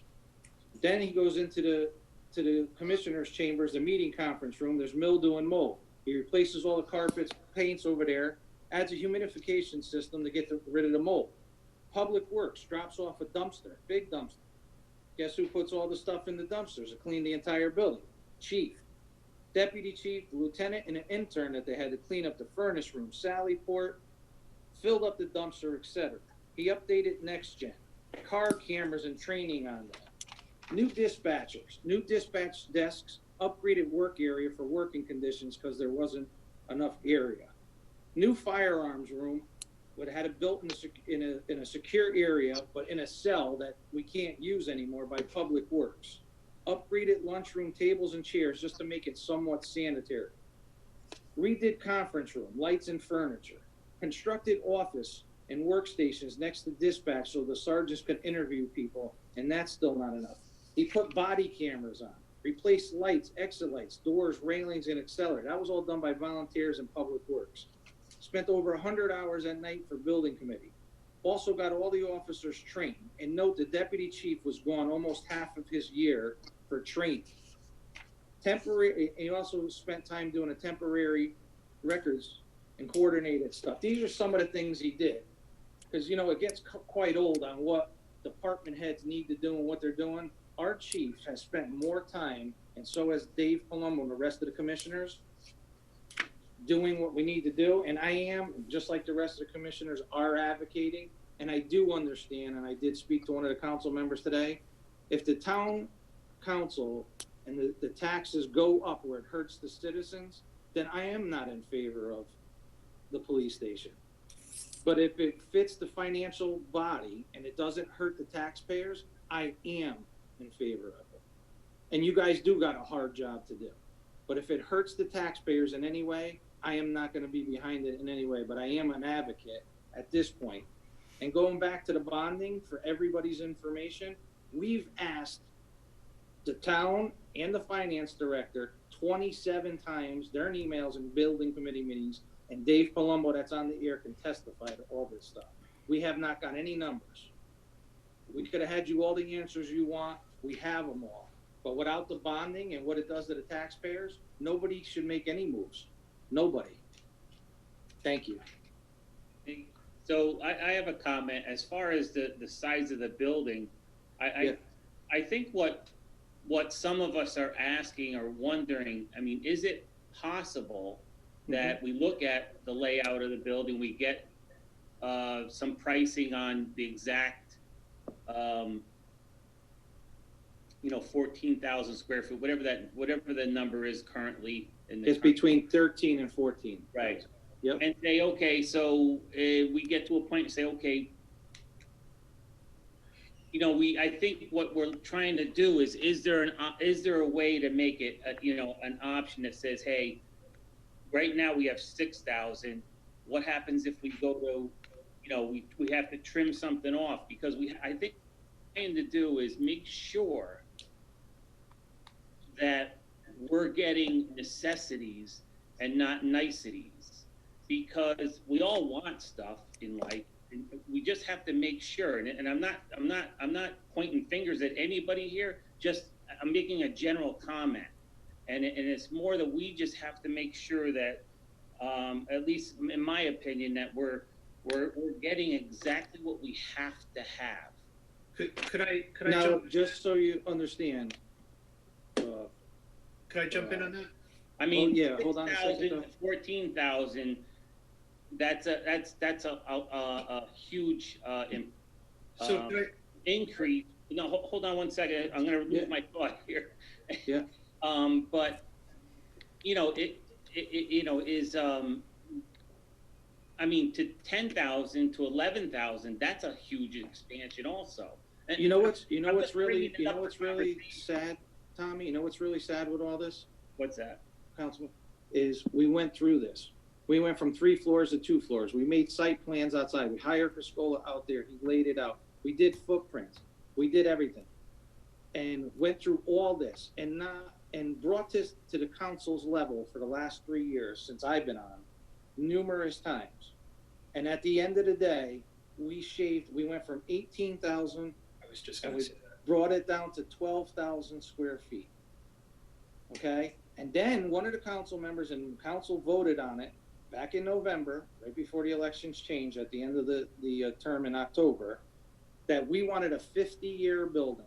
In order to accommodate a 50-year building, untouched, without any additions, we increased it from 12,125 to just under 14,000 square feet. So there's no bells and whistles in there. There's no amenities in there. And, it's pretty cut and dry. But you got to remember, Tommy, in 2006, December 13, 2006, Chief Kennelly, okay, with a study done, and it's all the backup you guys need in there, every single thing we stated in there. And then on top of it all, there's a study that's done in 2018 on 1013 that's telling you about the roof leaks and everything, just to repair the building for $3.5 million. How many more times are we going to kick this can down the road? Just say no, or get it done. I don't want to waste my time, and I don't want to see taxpayers. If it increases the taxpayers' funds and hurts the taxpayers in this town, I'm not in favor of it at all. And we'll have to figure something out, but we still have to repair it. We still have to do things. One of the council members all gung-ho, this is a bad condition, and all of a sudden everybody got a different outlook because we're in the middle of a pandemic. But if we did something in 2006, like was required, 2015, 2016, we would not be here today. So it fell on deaf ears. No doubt. But now we are in a predicament that none of us could have imagined. So now Well, you got to prepare.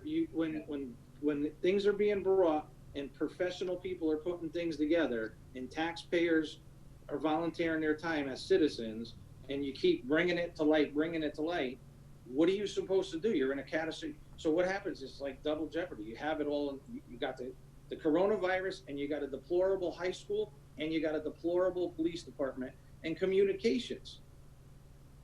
It was all self-inflicted. If everybody just started putting things together in 2006, there was no maintenance. There's nothing here. We backtracked everything, Tommy. And can we shave it down? Not after what I see. If you want to get certified with the rest of the world, we went from 18,000 to 12,125 back to just under 14 with the capabilities of going 50 years, you know? I think we need the numbers. You can keep arguing and arguing until we see some numbers. It's hard to make any decisions. The only way to get numbers is councilman duty, is just my opinion. You hire an architect, whoever you guys want to bid it out to, and you go with architectural drawings with full MEPs. You send it out to bid. The fees, whatever the fee is, you include it in the bond later. You'll get real numbers, adequate numbers, and square foot numbers down to a T. Otherwise, you're never going to do it. So the only way to do it is architectural drawings with full MEPs. Send it out to a bunch of people for bid, and that's real contractual numbers. So, Then you could shave some stuff off, Tommy. Like instead of having a block wall, put a sheetrock wall. Save money here and there. You follow me? Yep. So Tommy, Dave, Vic, can I say something? Tommy, Yep. Just so you know, many of us have gone around the state looking at departments throughout the state and the region. You know, you're 100% right. Everybody would love the Taj Mahal, but we're not getting the Taj Mahal. And I have to say, as far as what the square footage is, I think the numbers we're at, you know, whether it's 13 or 14, you're not going to vary much off of that for the new policies and procedures of the police department and what they need today. As we talked earlier, you know, numbers are going to show it all. I would hate for us to make the mistake of getting a 12,000 or a 10,000 square foot building, and then we say in 10 years, holy Christ, we're already too small. I would love to see a 50-year complex in order to get these guys what they need as we look today in the new policing and the new police departments around the state. You know, that 13,000 square feet, truthfully, and I would love to take any councilman to any police department around us and show you guys what many of us have already gone to see. That 13,000 or 14,000 is about bare bones, quite frankly. And Chief Holleran can attest to what he's gone with us to see. And we're kind of carbon copying one particular facility that is a bare bones facility that was built actually, you know, several years ago, 10 years ago, but the footprint of it and the square footage of it is a little bit bigger than what we want, so we curbed it down a little bit. But I would hate to see us make a mistake whether we say, well, we're gonna save a few dollars at 12,000 and we really need a 14, or a 10,000 and we need a 13,000 square foot building. Hey, Dave, what police station was that you're talking about? We were in Clinton. and that's a community that's probably about the same size as ours. Correct. You know, we've gone there a couple of times to actually look at this facility. I've been there twice with the chief and a couple of commissioners, Marie Diamond, Al Rose came with us. We went and studied that facility quite well and the layout of how it is. you know, some of the requirements that we're not talking about, you know, in our current facility, we don't have public restrooms. We don't have a separate, everybody hear me? I don't know if I'm on mute or not. Yeah, you're all right. You're good. All right. So we don't have a juvenile holding facility. Juvenile holding facilities has to be separate from sight and sound from adults. Is it a space where somebody's not going to be in all the time? Yeah, it's a space where somebody's not going to be in all the time. We have 6,000 square feet now. we have boxes piled up in a room where there's a water heater that's 30 years old, that God forbid that thing busts. There's records on the floor in the records room. We don't have enough room. We just spent money on a storage container to stick records in a storage container. You know, there's a lot of requirements that even back in 2006, Chief Kennelly didn't address. Now we have to have a separate room to do certain interviews. So if you have a sexual assault or a certain level of felony interview, it has to be a separate interview room that has audio and visual recordings. So these things keep on changing, and to cut back the size, and we know that these laws are going to keep on evolving, I think is doing a disservice to the police department and to the taxpayers of the town. I really do. And if I said this before, if now is the right time to invest, look, we're not a money-making business. The police department is a necessary evil. I get it, okay? But we have to have the resources. I think I spoke about this once before in one of the meetings. I had a judge that came in that was picking up a pistol permit, coincidentally during one of our tours. And I said, boy, are you here for the tour? And she's like, well, no, not really. I just want to pick up my permit. And I convinced her to come on the tour. She happens to be a resident in the town of North Branford. And after the tour, she came up to me and she said, look, we need to get a cup of coffee. We need to talk. You know, our evidence room is undersized. We don't have any storage for large pieces of evidence, outside storage.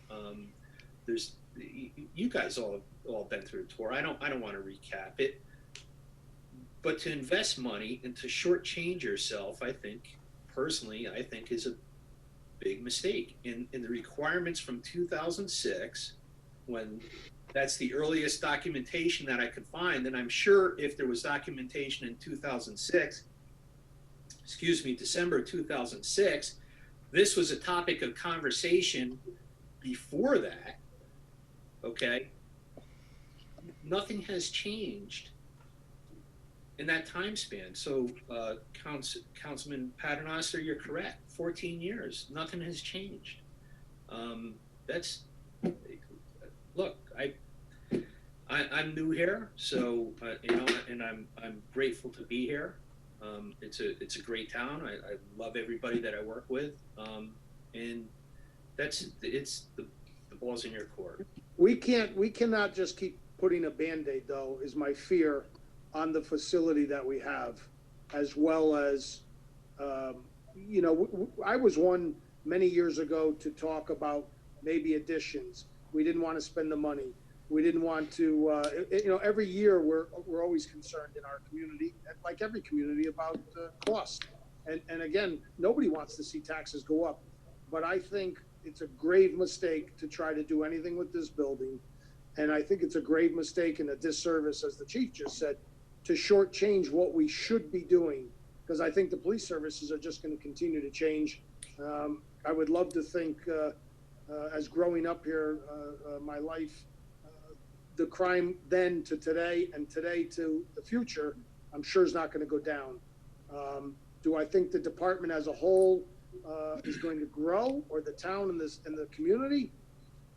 Who knows? But yeah. I don't want to make a mistake and shortchange ourselves. We are all volunteers, and nobody wants to pay any more taxes here. I pay an absorbent amount of taxes, but I see what these guys go through. I'm quite surprised some of them even work here in the conditions that we have. Lockers, you know, the locker room itself, and what we've had with sewage backups multiple times. And you guys, like I said, I'm not going to bore you with it, but I'd be happy to sit with any one of you guys or take you on any of these other tours to look with the chief or the deputy chief at some of these other fundamentally run departments that have no, you know, chief, you know some of these departments, a lot of them have a lot of frills. We're not looking at big frills and big Taj Mahals here. We're looking for basics. Yeah, so Commissioner DeAndrea is correct. We did go from 18,000 square feet down to 12,000 square feet, and 18,000 square feet. Yeah, we had some niceties. Yeah, there were some nice things. Sure. Anything at this point is a nicety, to be quite frank with you. Going down to 12,000 square feet, even when we went back to 14,000 square feet, it was still tight. That's just the bottom line. It was still tight. Yeah, Chief, you don't have room for expansion at 14 is what we came up with. Yeah, and to be quite honest with you, that storage trailer will not go to waste that we're purchasing. That could be relocated to the future site if in fact that's what we're going to do, and we'll probably need it. Well, here's a perfect example. It was said in a meeting, I don't know, a couple of weeks ago, when we were talking about the trailer. We were at the town hall before this pandemic. One of the council members addressed it. Why don't you pick up all the boxes off the floor and get them away from the water heater? If one council member could tell me what to do with 500 square feet of wall-to-ceiling boxes, nowhere to put them, and have to be in a secured area, I'd like to know that, because it'd be the best trick in the world. That's why they're on the floor, from floor to ceiling, packed with barely 30 inches of walk room all the way around. But another thing is, we're not trying to build for today, we're trying to build for tomorrow. Who wants to invest $7.5 million? None of us. But I don't want to invest $6.5 million to find out 10 years from now I got to spend $5 more million when I sat on a board because I didn't do the right things by the taxpayers. Again, it's up to, listen, all the council members, including the mayor, the deputy mayor, have the hardest job to do right now. I just like to make two comments, if you don't mind. No, I like to say two things and I'm done. It'll be quick. One is, I agree with everything these guys have been saying, okay? But how does that affect the townspeople?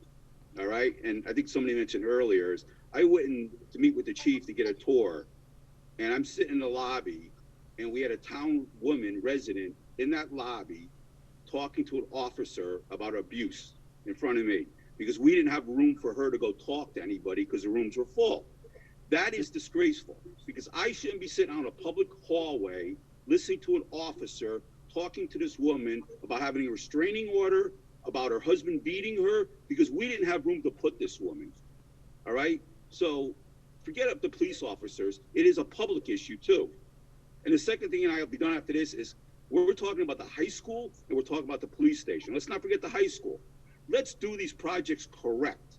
North Branford has a habit of doing things half-assed, part of my language. When I ring and I ask people, what projects are you proud of? What buildings are you proud of in this town? And the best answer I got is maybe the libraries. Maybe the libraries. We built the middle school around the gym where the middle school basketball team came and play their games there because we didn't do the job properly. So if we're going to do these projects, let's do them right so we can grow into it rather than backing out of them. All right? I've been quiet for 3 months, and this is a passion that I got in town council for these two projects. All right? And we need to do something for these people. And we can't forget the high school. We're talking about the police tonight. I agree. But the high school, we need to discuss that sometime too. Thanks. Blue, I appreciate your support. Again, thanks to everybody. The conclusion to this is, during all the studies that we did over the last couple of years, the only way to get true and accurate numbers first to find out is get a bid to a couple of architects and engineers, do a full set of architectural drawings with mechanical, electrical, and plumbing. That's what they call MEP drawings, with full scale prints with furniture and everything, and send it out to bid, get hard numbers, actual costs, then find out what the bonding is and see what the impact is to the citizens and see if it's feasible. Otherwise, we're spinning our wheels. And you also got to remember, we have a facility to fix. We just got a study back. There's mold. It's got to be remediated. We don't know we got a quote in 2018, which I just went over with Walter Goad. That roof repair was $210,000 back then. God only knows what it is now. Can we put a temporary fix to get airflow through the system? Can we mediate it with some chemicals and airflow? There's a whole lot of things that gotta be done. But we need some direction from the council. We can't just keep getting more and more information when we already did our study back in 2006, and it ain't any different than it is today. Well, I think before we spend any more money, the right thing to do would be to look at the bonding numbers. And I'm gonna tell you why I say that. Whether it's 7.5 million, 7,300,000, 7,800,000, you take that number plus the estimate for the school and the estimate for the communications, and let's look at that and see what we can do, what we can't do, or can we do it all? I agree with you there, Tommy. We don't I need agree. a number to do that. Tom, I agree with you 100%, but me and Dave got 26 emails going back and forth and requests for bonding all the way back to November of 2018, and guess what? It fell on deaf ears. So if you could get it done as a council member and a deputy mayor, I would deeply appreciate those numbers. But you understand what I'm saying, Victor? It makes sense. Yeah, 100%. We should be able to do that immediately, because it's just an estimate. We know. So if it's a few thousand off, 100,000 off, 1 million off, it doesn't matter. That's correct.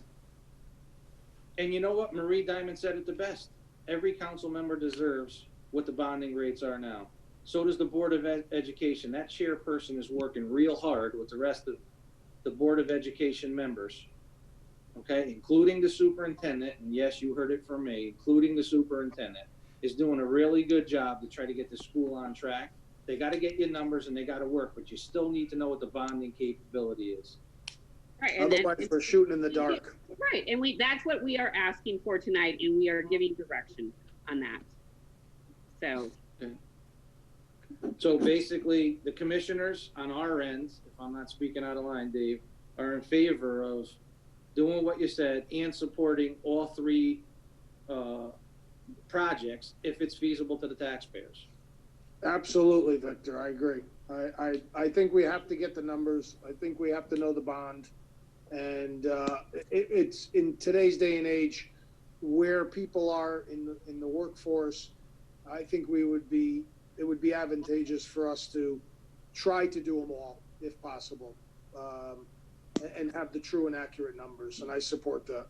Mayor Viglione and Deputy Mayor Zampano, you're in the seat. If you can get those numbers, it would really help us iron all this out. Tommy, can we get that done? Yeah, I don't see why not. We just got to talk to Mike and Anthony. And okay, why don't we do that then? Yeah, sure. I like Ron. If that's a desired council, we can talk to Mark. And I would just think that you'd probably want a light agenda or even a special agenda to have Mark walk you through it, because I think it is all about the timing. And quite frankly, let's just do some quick math, right? I mean, if you're looking at all three projects of this high school and you're looking at the police department and communications, you're looking at pretty close to about $50 million package, okay? A $50 million package is going to move the needle. There's no way that you cannot impact. It's just going to be about timing. And so just put in perspective, we're at 3.8 million right now in debt service. We'll probably go down a little bit next year at 3.7.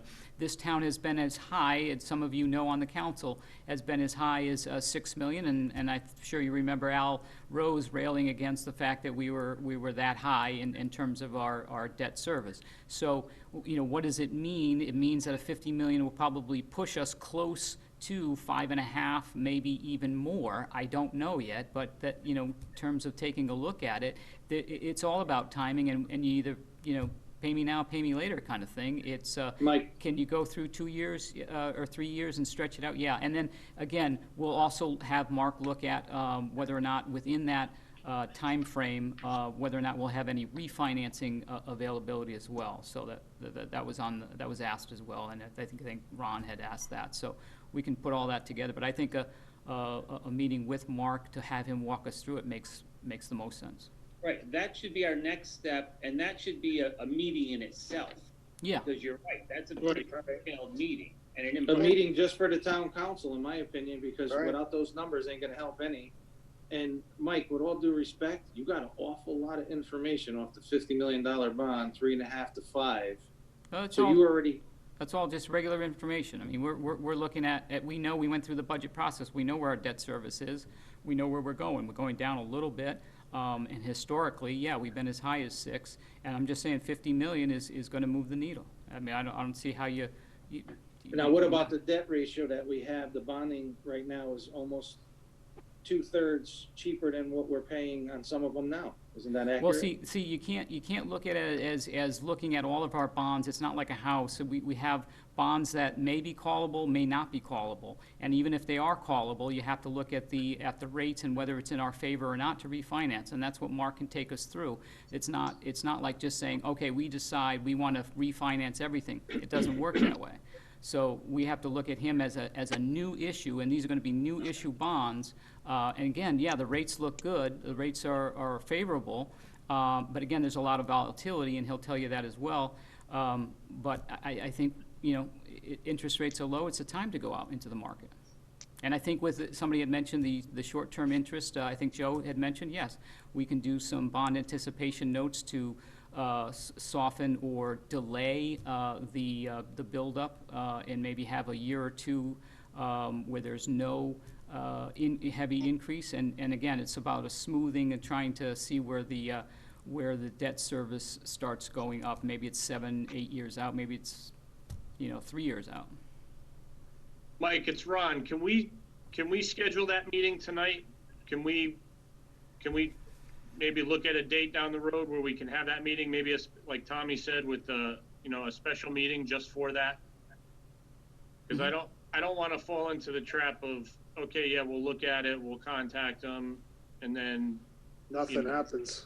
Nothing happens. So Yeah, sure. I don't see why you couldn't fit it in wherever you want to fit it in on a off Tuesday. So you've got the next scheduled meeting after this one is on the 19th. So you got the 12th and the 26th. And Tommy, and that's just a Tuesday. So you can move it to, if you're gonna have a special meeting or a different meeting, you can move it to any night you want. Tommy, Deputy Mayor Zampano, this is Victor. Just so you know, construction costs are down about 25%. Dave's in the concrete business where he supplies most of Connecticut, if not all Connecticut. Concrete is about as cheap as you can get. And all the materials are down almost 32%.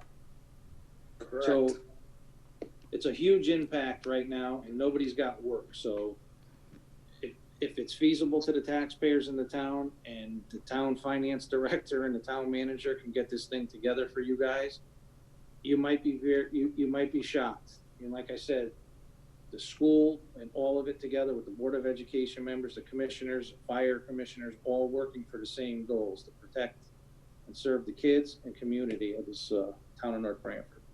Well, that's one reason why I think it's important that, before we spend any money, if we can get these numbers, look at and make logical decisions right there, and know what we're getting involved in, what we're not getting involved in, and move ahead.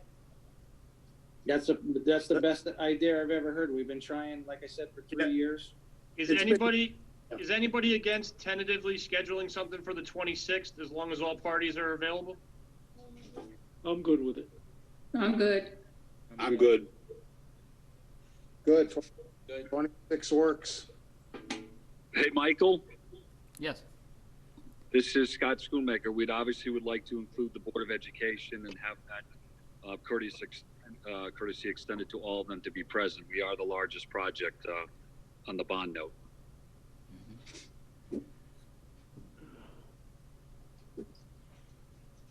That would make sense to have all the parties There, in one place. I would support Scott with that one, since it's the biggest bill. So then it sounds like a consensus. If there are no objections, we can do a special joint meeting on the 26th, or just a town council meeting with inviting the Board of Ed, however you want to do it. Well, don't forget the commissioners. I was gonna say, don't forget. I don't think you can invite one and not the other. No, yeah. I appreciate that. Thank you. That was a given. You guys are like fixtures now on our meetings. Well, you know, and I just want to, you know, Better than a urn on a mantle. all of us have been fighting this battle. The newest council members to some of the originals, to Councilman Duty that's been involved from the PD on the early days. You know, I've seen this now for 10 or 12 years, and I think it's the time to act. I think we've done our due diligence. We have to get our dollars in line, our bond rating in line, figure out where the numbers are, Tommy, and look at it wholly to see where we're at and make some solid and serious decisions for our town buildings, our kids, and our first responders today more than ever. Absolutely. I mean, we're North Branford. It's the whole town. Right. That's Whether right. it's Board of Ed, police department, town hall. I mean, North Branford's North Branford. That's right. That's Tom, right. I want to echo what was said earlier, that it's been, you know, the can's been kicked down the road long enough, and there's never going to be a good time, but I think this is the only time that if we continue to put these projects off. Victor stated earlier about the cost down the road, and so did Dave, that this is only going to get exponentially higher if we don't take action as soon as we possibly can, if it's feasible for the taxpayer, knowing that, you know, labor is going to be cheap, product's going to be cheap. We could take advantage of this and be ahead of the game moving forward. Well, contractors are looking to put work on their books for the next 12 to 24 months. So that's how they book, especially in the school business. It is the time, you know, to strike while the iron's hot. Not to take advantage of contractors, but, you know, what the business I'm in and the business that Victor's in and Al Rose is in, you know, we've all talked, and I'm seeing numbers that I would never thought I'd see on the street today for people looking to do work. Unfortunately, it's part of this pandemic that's happened, that people have lost tons and tons of work that they had based on their books. You know, contracts that fell through. So there's an abundance of contractors out there today looking to put some work on their books. So anything I can do to help you guys, I'll do anything for any of you guys if you need it. I want to thank each and every one of you again for listening, again for being a part of this, and let's try to work this together to do these projects for all of us.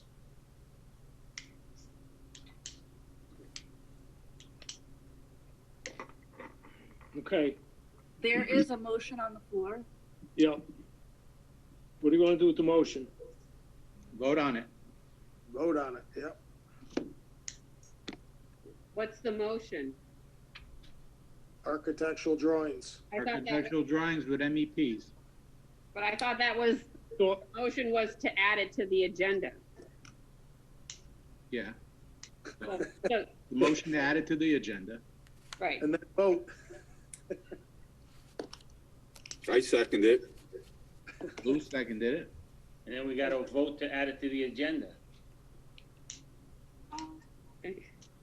Okay. With all in favor? Aye. Anyone opposed? Anyone want to abstain? Okay, thank you.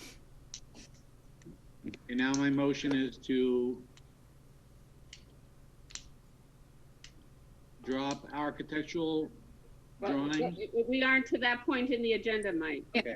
All right. Jay. Yeah, we're under J. I'm sorry. I don't have my agenda in front of me. all right, we all set with that? Let's move on. The next one is the review and approval of RFQ/P specifications for CMS, North Branford Intermediate School Auditorium Project. Yeah, so this is what I mentioned in respect to the project for the auditorium, breaking those two up, but adding a owner's rep or a construction management services, and there's a draft of an RFQ for qualifications proposal, and I'm pretty confident we can find somebody local, like I said, somebody qualified with credentials and or even a smaller firm, but not the big boys like, Turner Construction or something like that. And I think it would protect our interests, so we've outlined a bid spec there for your review.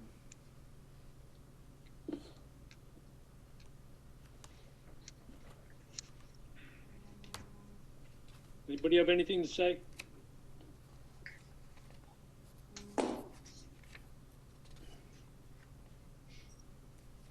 Mike, what do you need? So I make a motion to approve the request for proposal RFQ P number 9, 2019-20. So all we're doing is approving how it's written so they can go out. I'll second it. Okay, any other discussion? Okay, All Michelle. in favor? Aye. Anyone opposed? Anyone abstain?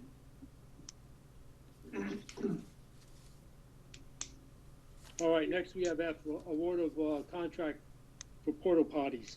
Actually, yeah, I'm sorry, that was part of the revised agenda. I had the wrong terminology there. We're just approving the bid specifications. It's not ready for award. This is just the bid spec. I make a motion to approve the bid specs for bid number 1, 2020-21 rental of porta potty for the town of North Branford Parks and Recreation Department and Board of Education. Second. Any discussion? Roll call. All in favor? Aye. Anyone opposed? Anyone would like to abstain? Okay. Just a quick correction, okay? Item J is the ad hoc building committee. The motion that I made under the police department was for architectural drawings. That was motioned and seconded it. And that is a separate motion than the ad hoc committee. So it's not under J, Rose. It's an add-on, so whatever, so it would be K, whatever we are on the. Then it'll be K.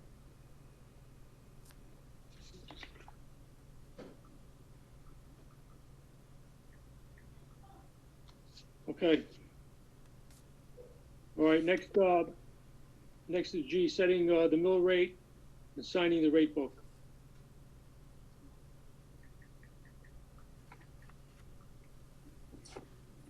Okay, I'd like to make a motion, be it hereby resolved that the North Branford Town Council hereby sets the mill rate for 2021 fiscal year at 33.58 mills and further authorizes Michael T. Paulus, Town Manager, to sign the rate book for the collection of taxes on July 1st, 2020 and January 1st, 2021.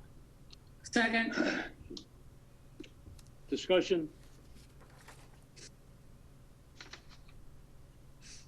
Okay, Michelle. All in favor? Aye. Anyone opposed? Would anyone like to abstain? Okay. All right, next we have contingency appropriation for radio system consultant, NERC. It's just the second phase of the action from last month. So moved. Second. Discussion? Okay, Michelle. All in favor? Aye. Aye. Opposed? Abstain?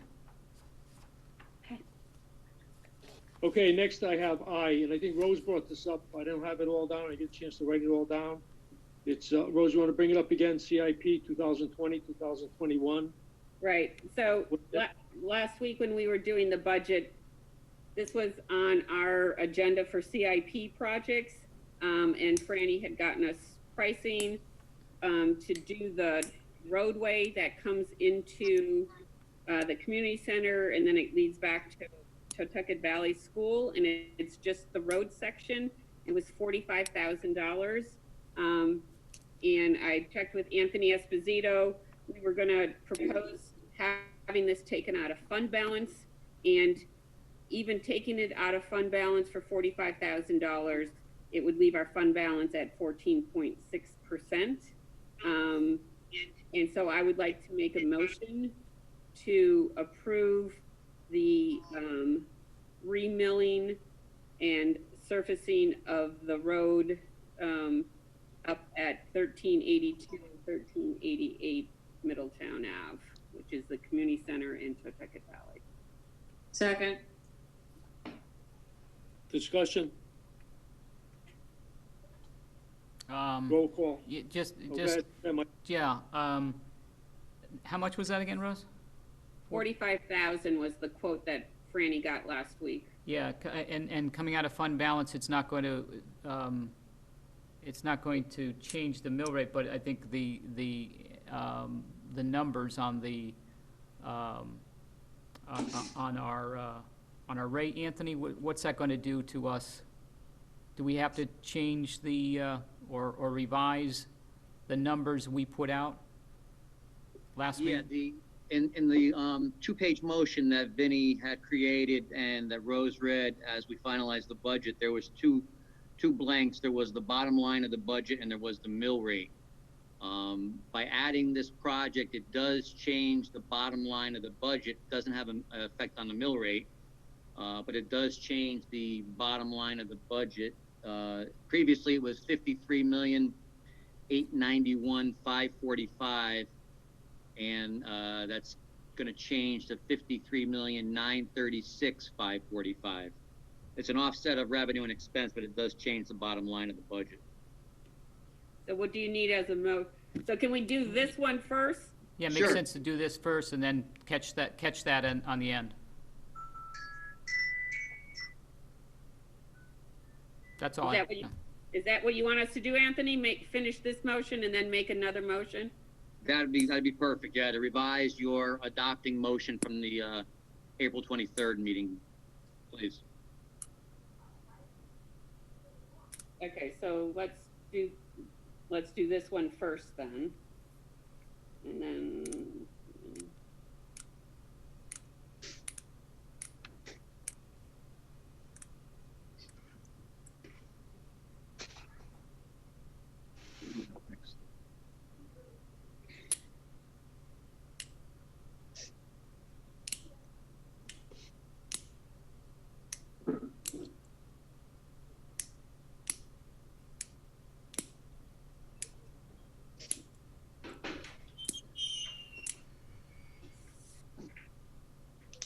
Okay, so so the motion was made and seconded. Correct. Right, so are we ready to take a vote on it? All in favor? Aye. Aye. Right. Opposed? Abstained? Okay. Okay, so now I'd like to make a motion to amend the resolution of the town council in accordance with executive order number 7I, section 13. Is that what I want to do? Yes, exactly. The last paragraph. Right. So the motion is to amend the last paragraph so that the budget number will read $53,936,545.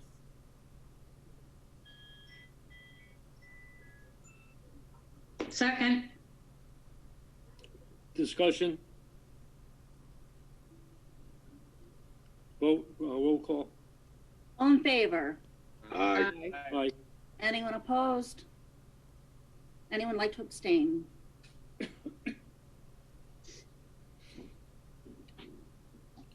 Okay. All right, next is Jay. Mike, you're gonna have to bring this up again. I didn't get a chance to write it down. I made a motion for architectural drawings with MEP to be taken out of. No, I think we're on the ad hoc. Yeah, item J. Okay, all right, yeah, here's the ad hoc. It's a motion to convene a school building ad hoc committee to review any school project, i.e. the brick and the flashing and gutters, to include a Board of Education position, Public Works Director, member at large, somebody in the building department or building business, town council member, and School Building and Grounds Director. I'll second. Discussion? Roll call. Mike, is this only for the brick project? No, it's any school or project. Okay. Could be a town project in the future if there's one established. How many people on the committee, Mike? I got 5 so far. Okay.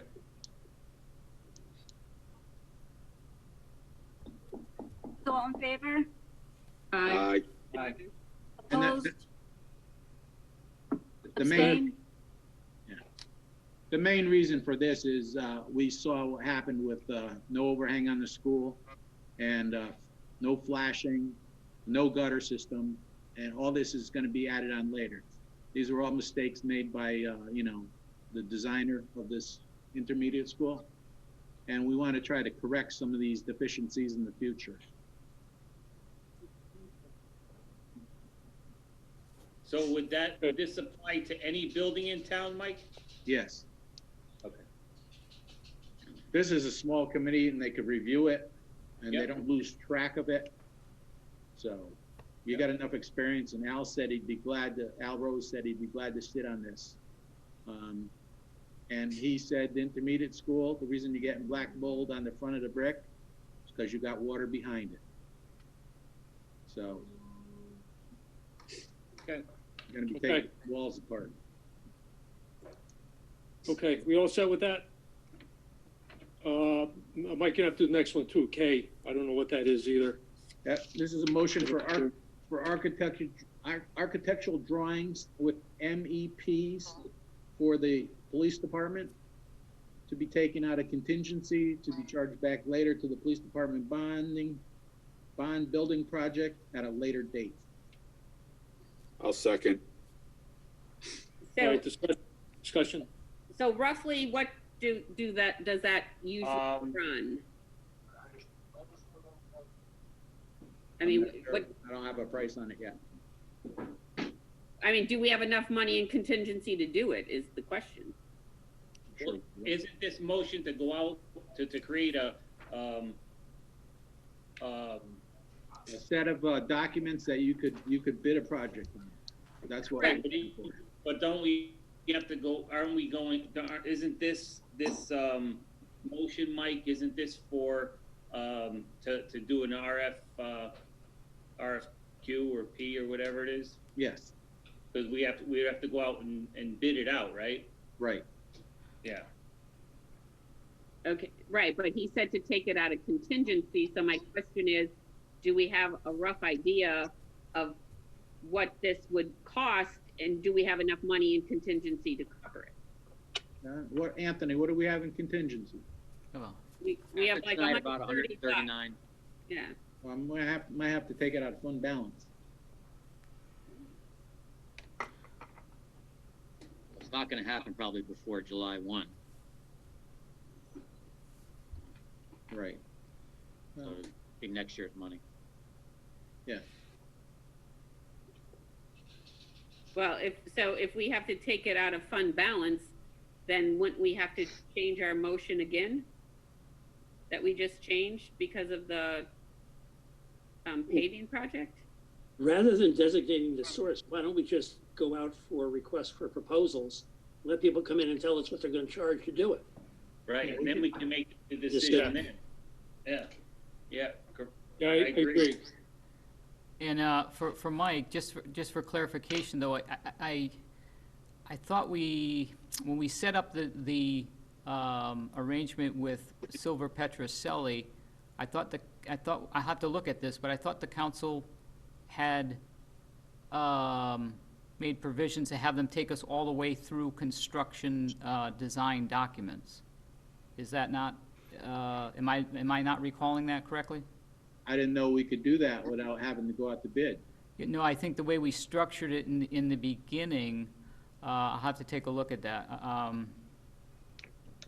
I thought there was language in there when we set it up, when the council did that, we went with a all the way, we had, or maybe it's just an option that we could send if we wanted to, extend the Yeah, I option. believe it's an option. I don't think we agreed on any price to go that far, because, you know, it gets fairly expensive, you know. We did not agree on that. Right, there was, We got those what were, we got. It was, Well, based upon, whoever has a contract should check it anyways, just to make sure. We ought to yeah, check it. Tommy, when we did it, it was only for schematic drawings only. I'm reading it right now. Yeah, it's definitely not architectural drawings, that's for sure. Schematic drawings in 3 separate situations and phases, and we were to pay additional for Criscola Engineering to do the land survey and elevations. I think we very much want competing bids anyway. Yeah, absolutely. Yeah, so I think, Rose, we could figure the funding out after Yeah, I mean, the bid. yeah, we shouldn't have that in the motion.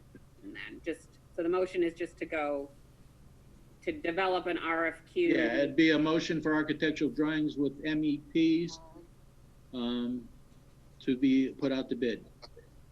Second. Put out for an RFQ, I should say, RFP/Q. I got a second. Did I get a second? Yeah, Lou. Second. I'm sorry, who? Lou. Okay. Michelle, All right. this is Ron. Good. Walter contacted me, Walter Goat. He got kicked off. I'm not sure if he's back on, but if put on favor, unless you hear from him, he's not on the call anymore. Okay, did you get that, Michelle? Yes, thank you, because I don't see all the names, so thank you. Okay. All right, where was I? Any discussion? Any more discussion? A vote, please. All in favor? Aye. Aye. Opposed? Abstain? Okay, next I have, Mike, I don't know if you have anything, it's citizen statements and petitions. Yeah, just give me one moment to check the email. Okay. Michael, while you're checking, can I just make a comment, please? Oh, hi, Chief. Yeah, Chief Seward. Hey, Mayor, how you Go doing? ahead, yeah, go ahead. Hey, thank you. Just as an FYI, and I know item 7H on the agenda had to do with the contingency funds for the radio systems consultant.